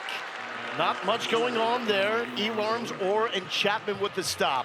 Dave Aranda believes in this team. Saw him before Oklahoma State, told his team after some struggles, a loss against Arizona State that honestly probably should have won. His message, why not us? Why not 10-2? They have responded well. Before the bye week, down 31-17 in the fourth quarter and came back to beat Kansas State. Still alive in the Big 12 race. And this will help the cause. Ashton Hawkins zigzagging. And that gets him to the 47-yard line. I want to say that's probably the most confident pass I've seen Sawyer Robertson throw in the ball game. Steps into it, throws it on time to one of his main targets, Hawkins, on the outside, but finally seeing some confidence from number 13. Yeah, into the first half, Robertson was ice cold. The rainstorm certainly did not help. That's the freshman, Caden Knighton. We're seeing these young freshman running backs, Knighton and Turner, really take the bulk of these carries here in the second half and doing a pretty good job as well. Cuts it back out. Lowering the shoulder, tunneling to the 40. When Knighton doesn't try to do too much, He he's almost fantastic. did there for a second. Yeah. He wanted to. He wanted to do a little too much extra. He said, no, let me just put my foot in the ground, get north, put my shoulder down. This is rhythm from the Baylor offense. Here's number 1 in the backfield, Trigg, now moving out to the slot. Trying to find some creative way to get him matched up.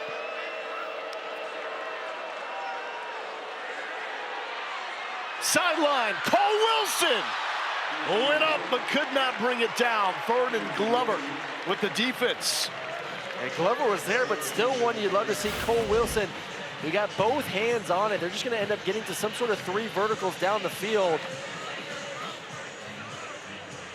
And through Wilson's hands, unfortunately, but nice job by Glover getting physical. Opponents completing only 35.7% of passes when Vernon Glover is covering the targeted receiver.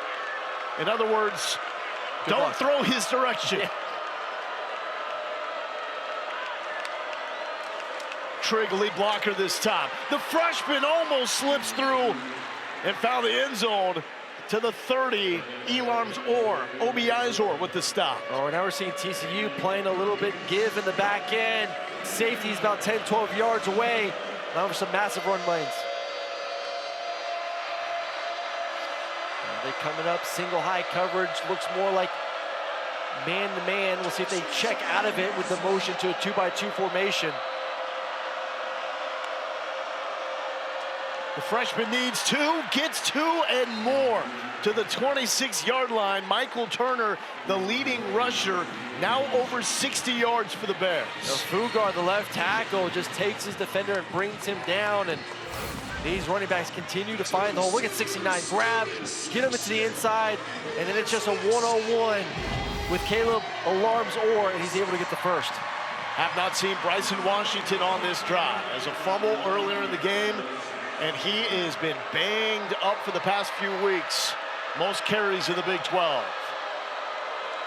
Kloffenstein, the motion man.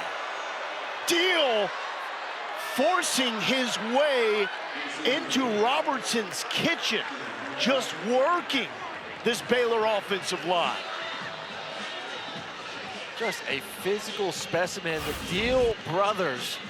And it's just one-on-one the bottom of the screen. We'll talk about physicality. Look at the physicality down at the bottom. Trying to do a little slant and go sluggo, and he said, not so fast. You ain't getting by me.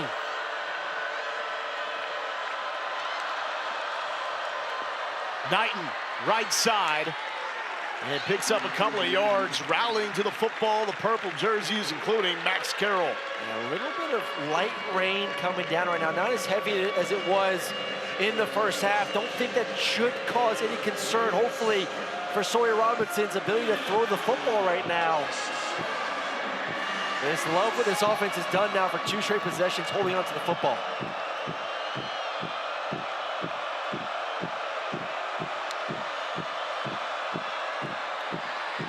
Spinning off a tackle is Knighton. Cannot get away from Avery Helm.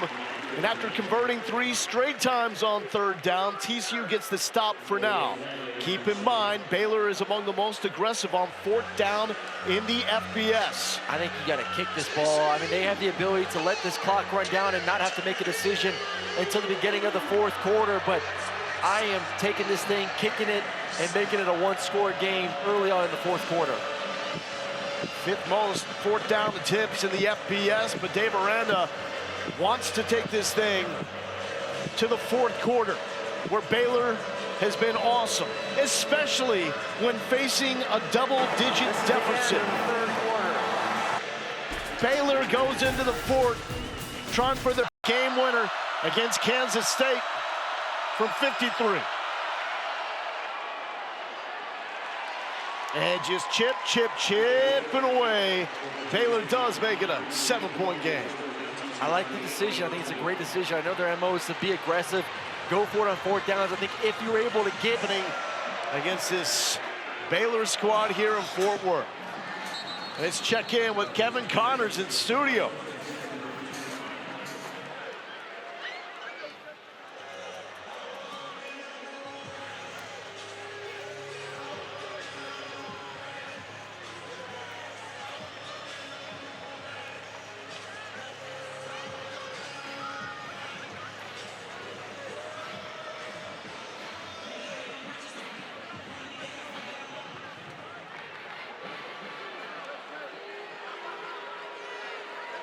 And that 3-1 mark in Big 12 play, that's what Baylor's trying to get to. TCU trying to get to 2-2 in conference. It's going to be wild. Eric McAllister met by Keaton Thomas, a one-man tackling machine for the Baylor D. He is sideline to sideline is Keaton Thomas this season, and just asked to do a ton in this defense and continues to deliver here this afternoon. Trent Battle is the running back.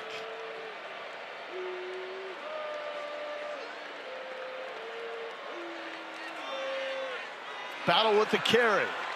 Battle tried to spring it the block on the left side from Quentin Harris. It's good to see Quentin Harris up and running and doing his thing out there.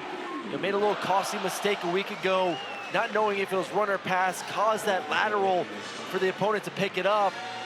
Right there, the 6'8", 305, utilizing his speed to get a block down the field. TCU so sloppy a week ago. Did not look like a Sonny Dykes coach team. This is a different squad. Battle with the crease. Battle is won.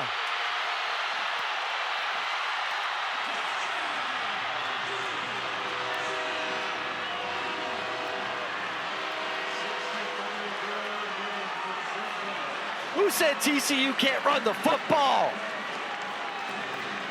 Man, offensive line getting it done. Carson Bruno, number 62, gets on the edge, and then the center, 51, Colin Deary doing the rest. And then the speed, Trent Battle. They've committed to it this afternoon, and they have been handsomely paid for that commitment. Career-long 65-yard touchdown for the senior out of Alabama. Wow. Well, you want to get the run game going? Baylor, one of the worst in the Big 12, give up 177 yards per game on the ground. TCU said, we will get our run game going this afternoon. Another big-time touchdown.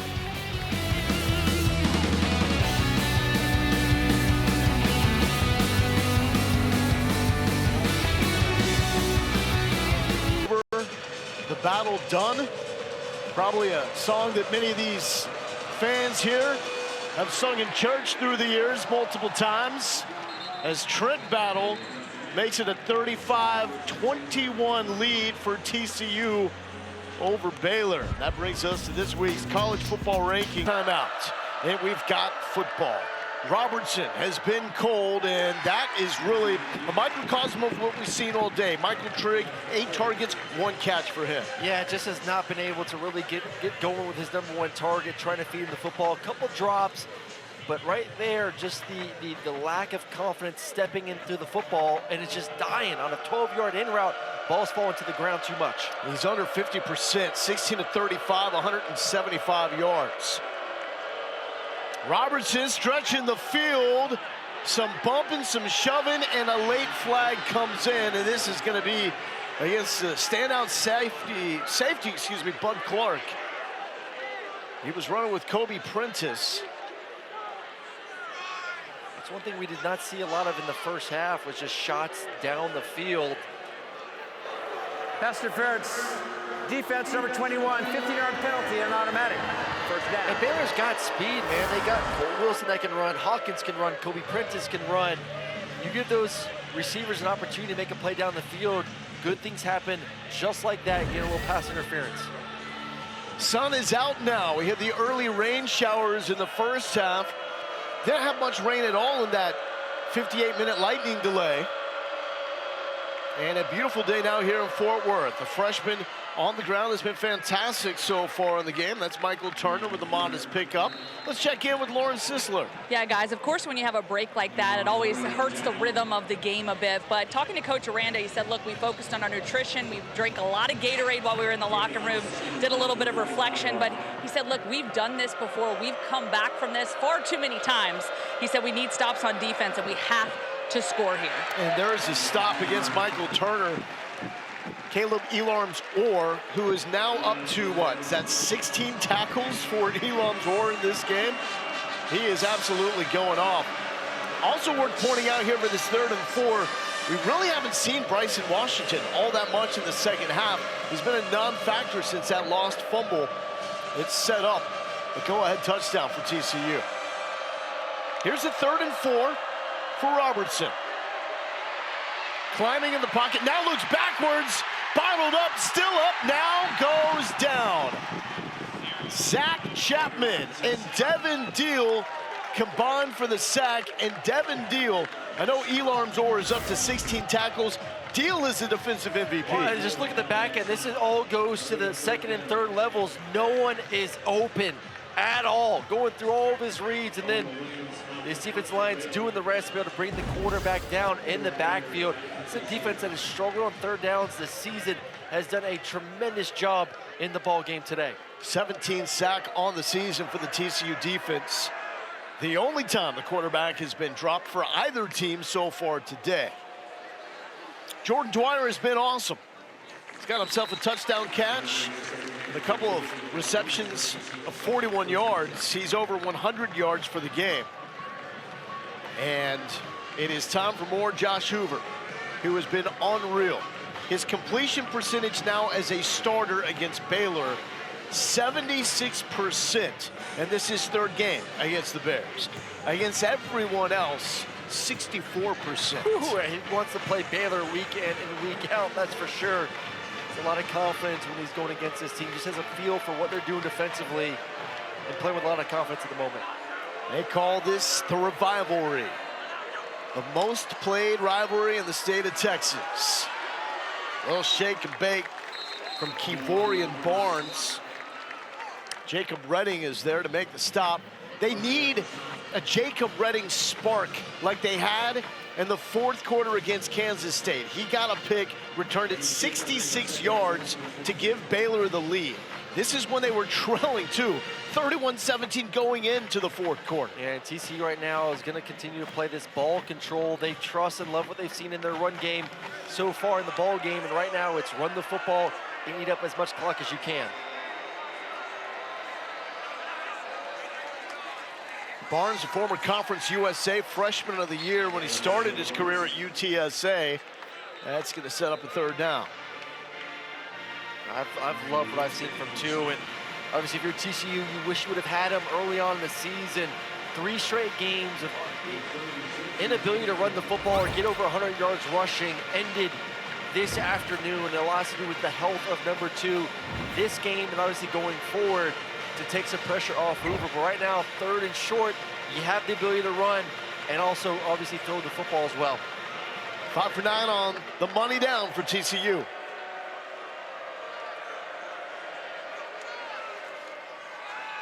Hoover rolling out, looking for Everhart, wants to fire downfield instead, misses with McAllister. There is a flag down in the backfield.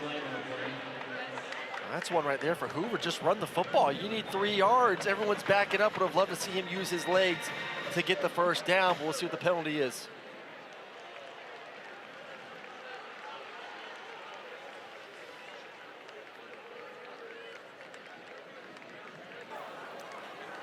And now to our receiver downfield, number 56. That penalty is declined. 4th down. Yeah, I don't know why Hoover just didn't take off and run. Had an opportunity to get the 1st down, would have not had the penalty either. We'll take a look at it, but he's rolling out right now. And the 1st down is right there just past the 25-yard line. He's trying to fit a ball in a tight window and gets the penalty too. Run it, 1st down, and you're gonna milk a lot more time off this clock. And for Baylor, that's exactly what you wanted, a 3 and out. His offensive coordinator, Kendall Briles, told us the scramble game would be critical for Hoover, as Cameron is backed up to the 15. And this is what TCU does, man. They fly around special teams, and there's another fantastic even through the delay. They love this rivalry matchup. Here's Knighton, gets a block from Michael Trigg.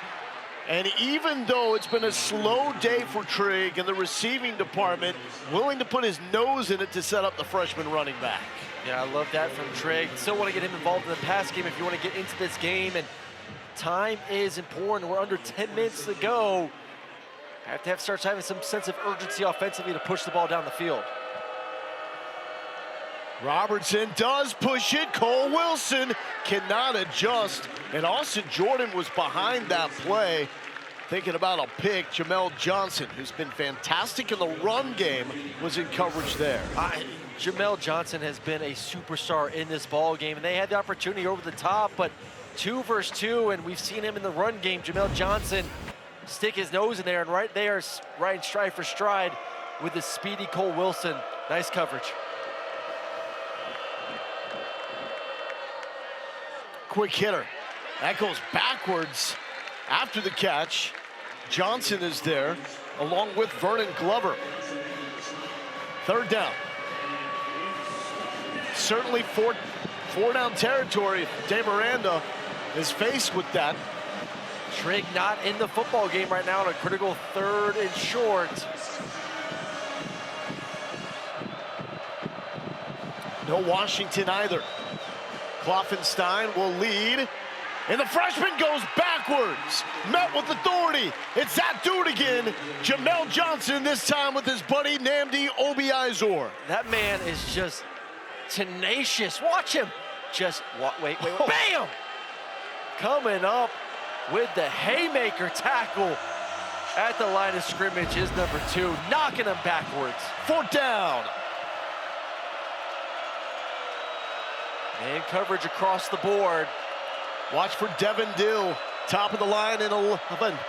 Robertson, no! Body slammed, and the TCU defense holds on 4th down. Perry Cole Jr. with the stand-up. That's your best call on 4th and gotta stay alive? Is a quarterback run on 4th and 3? I don't know about that one. Sorry, Robinson is not that type of athlete where I'm putting the ball in his hands to run it in this situation. I need him passing. Our strength of our team are our receivers and our tight end, and that's what you're gonna do. And that, I just don't like it at all. And look at Lindgren and Deal eating up those blocks. Oof. To take away any shot that Sawyer Robertson had. A great field position now for Josh Hoover to go to work. And it's not just finding the end zone. Take all this time off as much as you can. Jeremy Payne, the running back. Hoover to Major Everhart. Catch number 3. Everhart so quick down to the 20-yard line. Well, I think they understand too, hey, listen, a field goal turns into a 3-score game. Take another look as Everhart used a little quickness. They got a defender fall to the ground. Yeah, it is no rush right now. Protect the football. You talked about last possession for Baylor. They need some kind of crazy momentum shift, and that would be a turnover. So 2 hands on the football for anyone who touches it for TCU. Turnover-free football for TCU. They have 6 turnovers in their 2 losses. And trying to tunnel underneath the tackle attempt from Kendrick Simpkins is Jeremy Payne. This is when TCU has had most of their turnover issues in the red zone. 3 red zone turnovers this season. Only 4 teams in the FBS with more. However, they are now cooking in the red zone. 4 for 4 with touchdowns today. That makes them 10 for 12 over their past 3 games inside the 20. So season numbers not good, but coming on at the right time. This is Payne looking left side, and he's brought down by Lands, who was looking for the strip.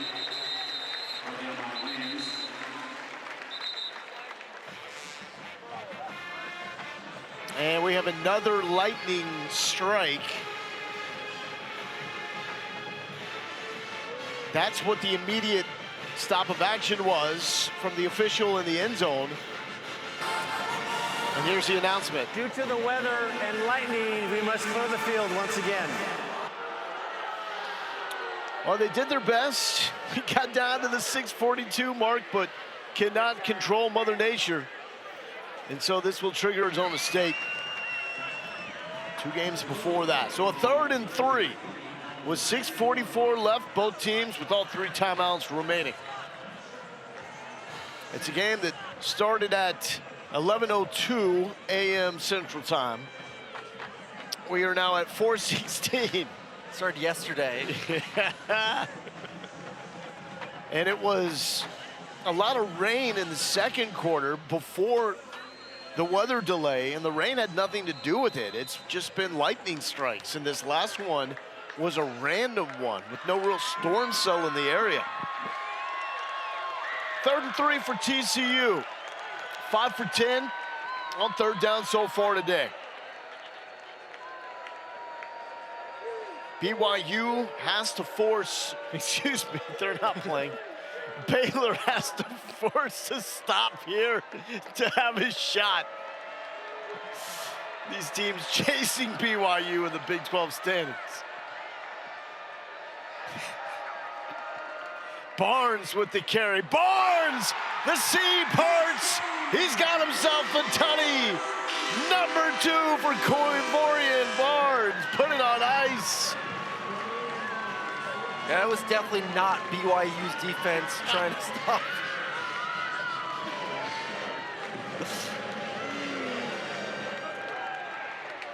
And TCU continues to dominate this afternoon on the run. I love the direct snap. Look at the big uglies up front, paving the way.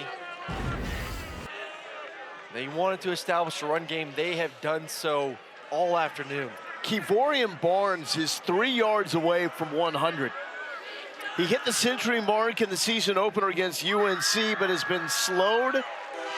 Injuries have been a big part of that. Missed 2 of the previous 3 games with injuries, and you have to watch him to appreciate what he's able to do. And a perfect complement to the rest of the weapons in this TCU offense. Baylor will start here now at the 25-yard line. And Sawyer Robertson, it just has not been his day. He's been so good on the road, so good all season long, but 17 of 37 for 181 and a touchdown. Baylor does have 1 turnover that came in the form of a Bryson Washington fumble. I'd be shocked if we see Washington the rest of the way. Yeah, I would too. They've been leaning on the freshman, and for Sawyer Robinson, it's just been a struggle past 2 years versus this TCU defense. Last year, it's been 10 games since he only had 1 touchdown, and that was against TCU a year ago. He's had double-digit touchdowns since. Now we'll take a shot one-on-one, and it's picked off. Oh my, Jamel Johnson, this is your day.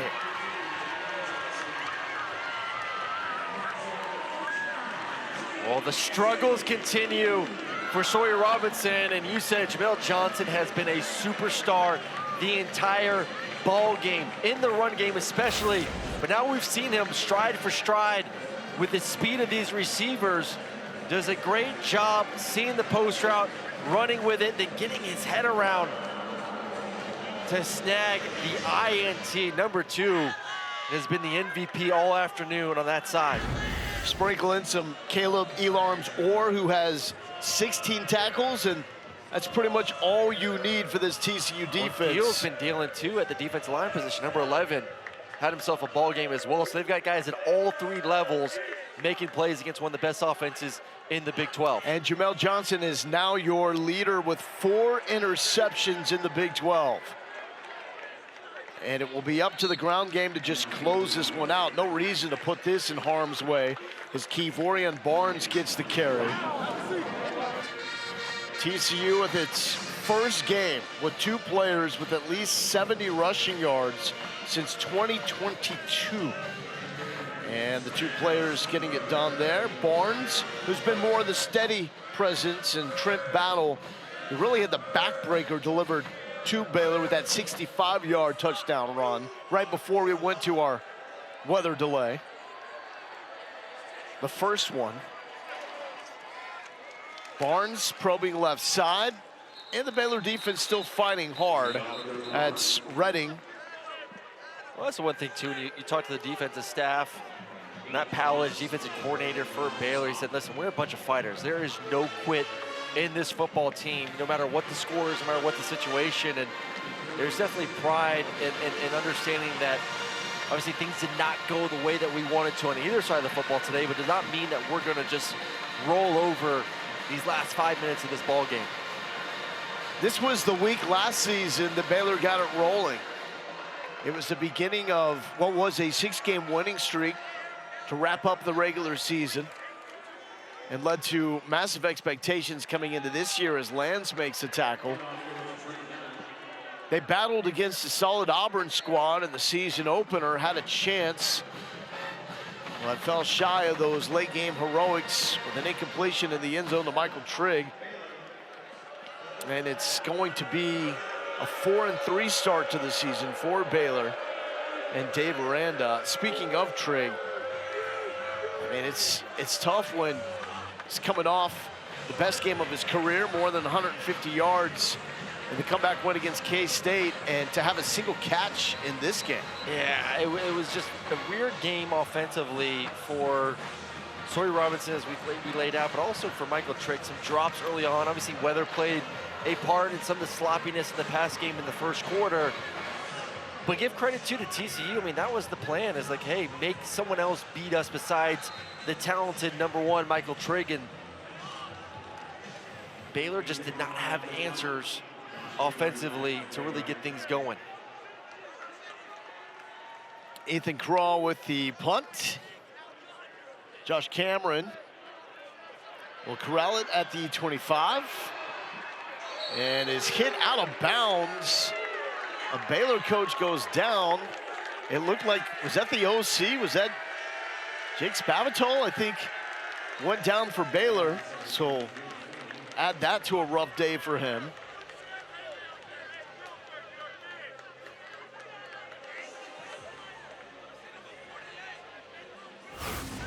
So you look at it, see when the hit was, maybe it. Oh, and it got Spavital as well. That was him on the right side of the screen. And Cameron hit low and a little late. And it was, looked like the long snapper, Cal Keeler, that got him. So it's go time now for Baylor, now or never. 4:14 remaining.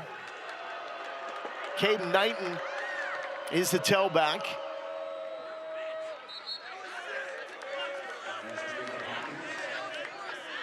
And that is complete to Ashton Hawkins. You still like to get some sort of feel good for this offense. See if you can move the ball down the field, score a touchdown, walk out of here with your held up high. Trigg somehow got it. Oh! Bad intentions as he got the forearm shiver for a second catch, and he's down to the 20. That's what he can be. That's what we were expecting. Yeah, a little too late, unfortunately, but man, the big hands, and then look at this, just run him over. Bam! Oh, no. Robertson, pressure inside, and he's dropped. Bud Clark gets the sack. His first sack of the season. Usually the takeaway artist. They're gonna have both linebackers. We call this the pipe blitz. You have both linebackers in that double-A pressure, then all of a sudden the safety comes right through both of them. No one left, and you get a sack right after the big pass play. One of the fastest safeties in all of college football. You take his top 5 max speeds and you average those from this season, and it comes out to 20.4 miles per hour, 4th fastest for a safety in the FBS. Yeah, and he knows that, hey, when we call this blitz and these linebackers gobble up the center and the running back, there's no one ready for me, and if the quarterback holds the ball at all, there's a good chance with my speed I'm gonna get back there in the backfield to get a 9-yard loss. This is looking more along the lines of what we've grown accustomed to seeing from a TCU defense. And there's Bryson Washington, just 1 touch in the second half. Carry for 2 yards. Had that pivotal fumble in which he ditched his gloves after that. Led to the go-ahead touchdown for TCU to make it 14-7. Also had a drop pass early in the game. Pressure off the edge, throwing it up, picked off. High point it, bring it down. Vernon Glover, oh, can he get up to top speed quick to the 25? And man, Michael Trigg at the 15 is showing outward signs of frustration. He is hot right now on the Baylor sideline. Has to control himself here on what is a very emotional and difficult day for this Baylor offense. Yeah, I mean, this is one of the best offenses in the country, and an offense that's used to just moving up and down the field, and just a bad decision. I mean, if you're gonna throw that ball and give your guy a 50-50 chance, you gotta throw that in the end zone, not that far behind where 26 can essentially stop, turn around, and catch it like he's catching a punt. Glover had one of those last season in his freshman campaign, and that is his first of the year. He gets the turnover chain. He's getting plenty of love on the sideline. Saw him with the PBU earlier in the game. It's been tough to throw against him. We mentioned opponents completing 36% of the passes when they target him. I don't know if they've gotten anything on Glover except a PBU and an INT. And so now the ball is out, and Keaton Thomas takes it the other way. Baylor with the touchdown. Where'd that come from? So Hoover with the carry, coughed it up.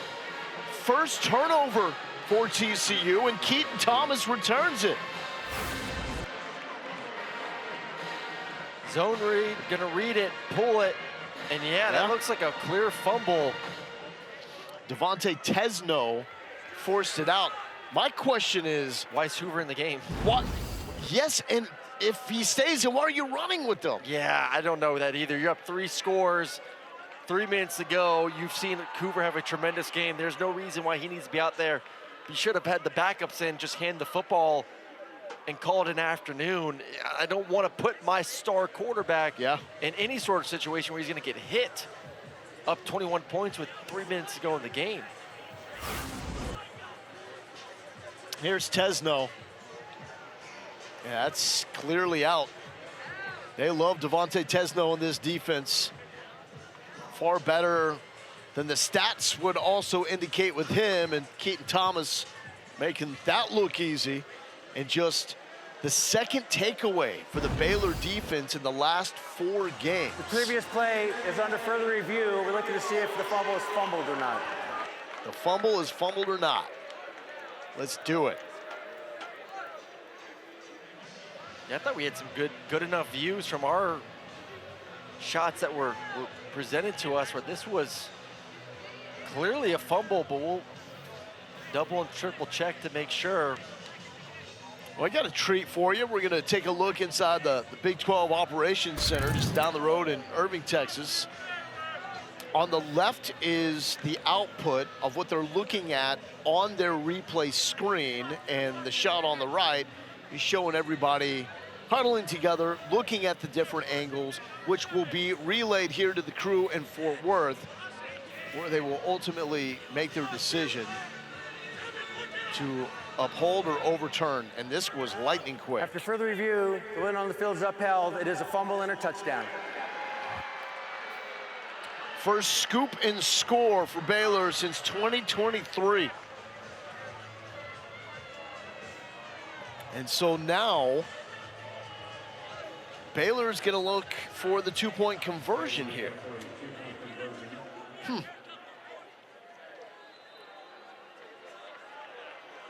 So trying to make this a 13-point game with 3:08 left.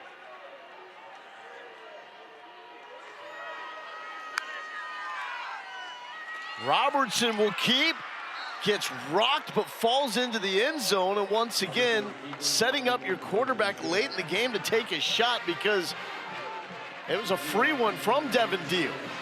So 13-point game, 3:08 left, 1 timeout left for Baylor. You're just gonna get a good look to run the football for the quarterback draw, just an RPO, run pass option. If you like it on the outside, you'll throw a quick game. If not, you're gonna run up the middle to get it, and then you have to believe it's onside kick time. Has to. For Baylor. So, I mean, their mentality is, hey, listen, we get an onside kick, score again, and get another opportunity to kick another onside kick. So you have a timeout in your pocket, still the 2-minute timeout coming as well. So not out completely out of it. And for TCU, kind of still have a head scratcher of why you called what you called the last possession, where you could have just handed the ball off and brought this thing to under the 2-minute timeout. To 2 running backs that have been rolling in this game. But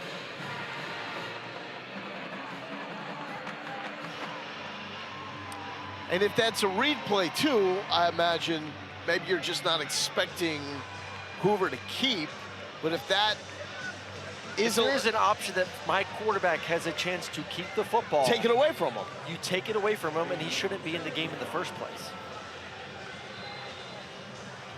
And TCU is fortunate in that situation. The worst that came out of it was a fumble and not something more serious to Hoover.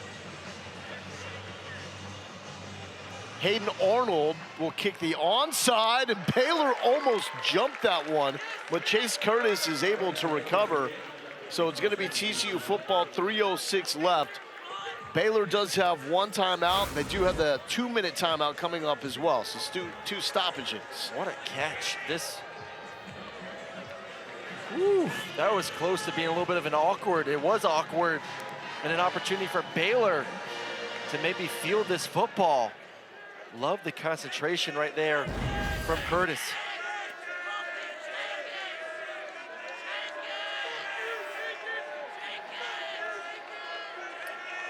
Hoover kept on the last TCU snap, fumbled it. And more to the conventional approach. Barnes met, and there is a flag down in the TCU backfield.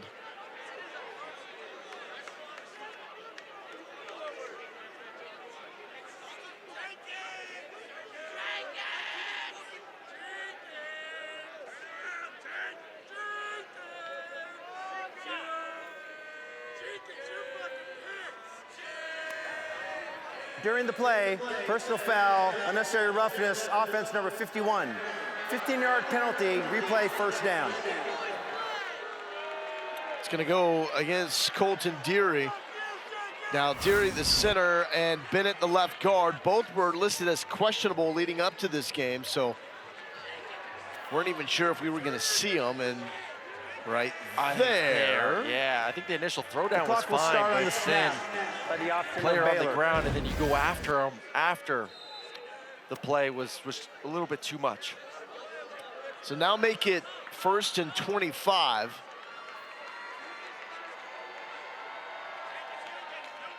As both teams have been sloppy coming out of a third weather delay, which honestly you would expect as Burns makes a stop. Up and like all confirming, and you were like, I never confirmed anything. I ain't doing it. I ain't doing it. Lol, boo. Stay ready so you don't have to get ready, Lauren. Okay, well. Barnes, nothing there on a 2nd and 23. And Marion Winston makes the tackle, first time that we've said his name. So 3rd down, and Baylor is out of timeouts. TCU will have to snap this football before the 2-minute timeout.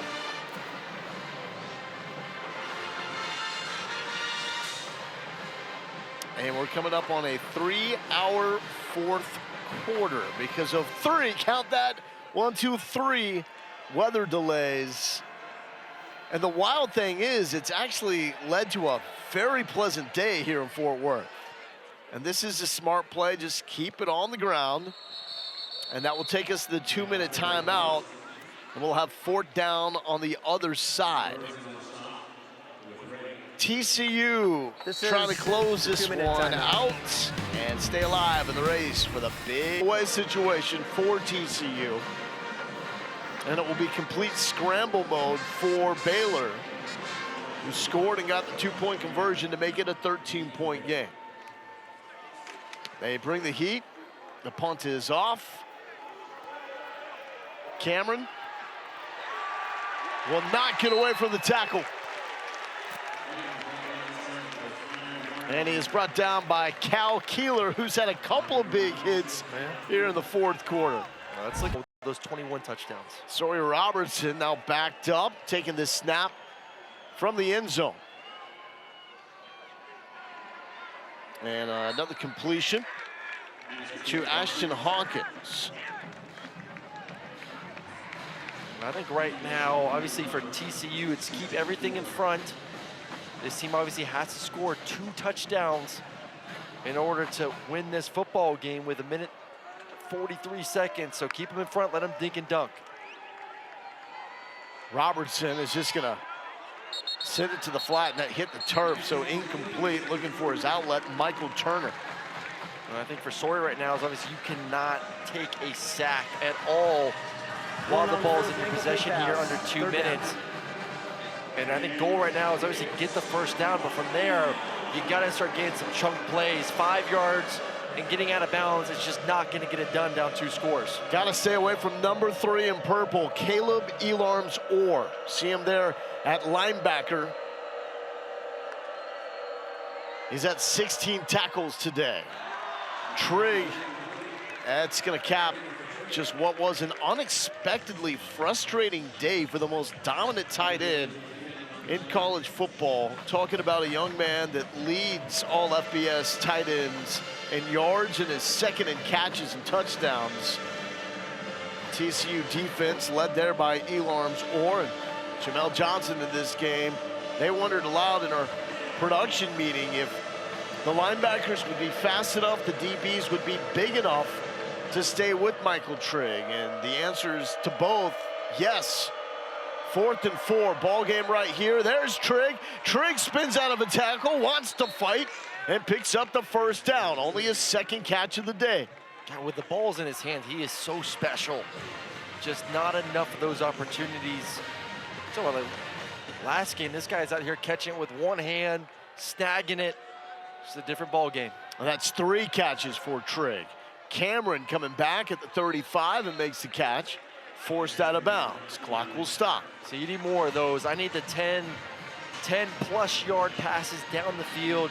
And then you obviously love it when they're able to get out of bounds.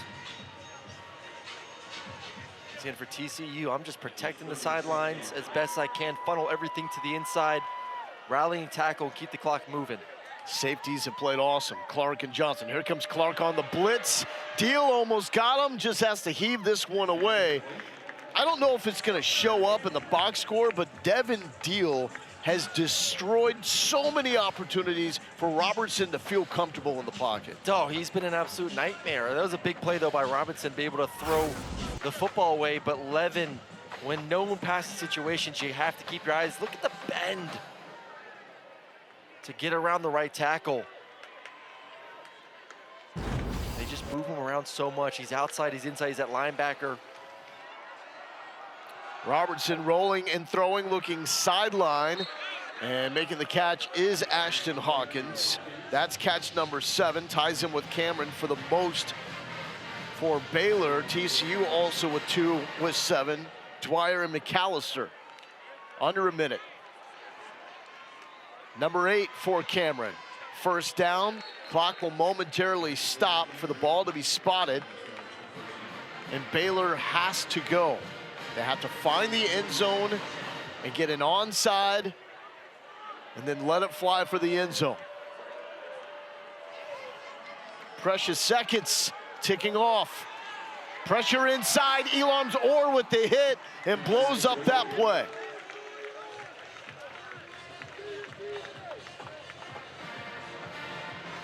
It's interesting, TCU with 3 timeouts, and you see a defense that is worn out.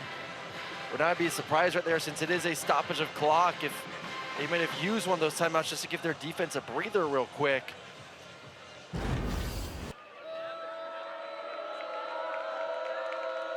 Baylor won this rivalry a season ago, motivating TCU to get back in the win column. Robertson uncomfortable as he lets it fly. Is it caught? Yes! Cole Wilson, full extension for the touchdown. 35 yards from Sawyer Robertson. What resilience.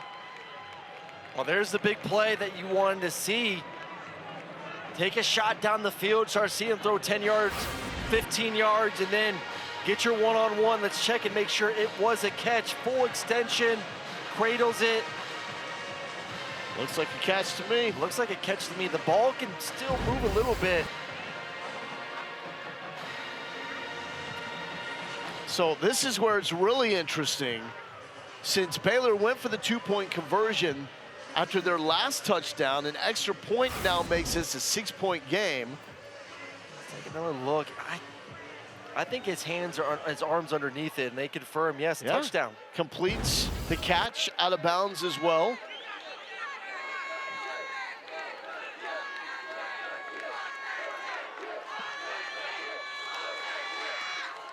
Extra point, good. 10-play, 95-yard drive that only takes 1 minute and 19 seconds off the clock. Now, the onside kick is coming up, but let's see how Cole Wilson scored this. I mean, you just cannot let anyone over the top. 17 gets caught with his eyes in the backfield, and then Cole Wilson says, all right, I'll just run right by you. With his speed, extension, great catch, and concentration. Then a beautiful pass from Sawyer Robinson, and you just think back to that decision to run Hoover, or give Hoover at least the opportunity to run with the fumble and then recovery, scoop and score for the touchdown. This game would be over by then if it wasn't for that play just a few minutes ago. This one comes down to Hayden Arnold and the onside kick team. So Arnold had a gem of a kick the last time they attempted this. It was Chase Curtis, the tight end, number 81 for TCU, that recovered. Joseph Manjack is over there with him. If Arnold can square this one up and get a bounce, Baylor's gonna have a chance, it's free! Baylor got it! The Bears will have a chance to win this! Jacob Redding does it again! The man that fueled Baylor to the comeback win against Kansas State 2 weeks ago with a 66-yard pick six has scooped up the onside kick. Rolling on the field as the ball was touched by the receiving team and recovered by the kicking team. First down, Baylor. Off the hands of Joseph Manjack. And Baylor will take over at the 48-yard line. 27 seconds left. No timeouts. This is wild. Oh my goodness, who would have thunk it? This is why you don't leave after that third weather delay of the fourth quarter. Robertson cannot take a sack. All sorts of time. A flag is down. He's dropped. Ball is out. Baylor recovers. Now this could result, if it's against Baylor, in a 10-second runoff. Well, there was a receiver, so it's not going to be intentional grounding. There's a running back in the backfield, so just a hold.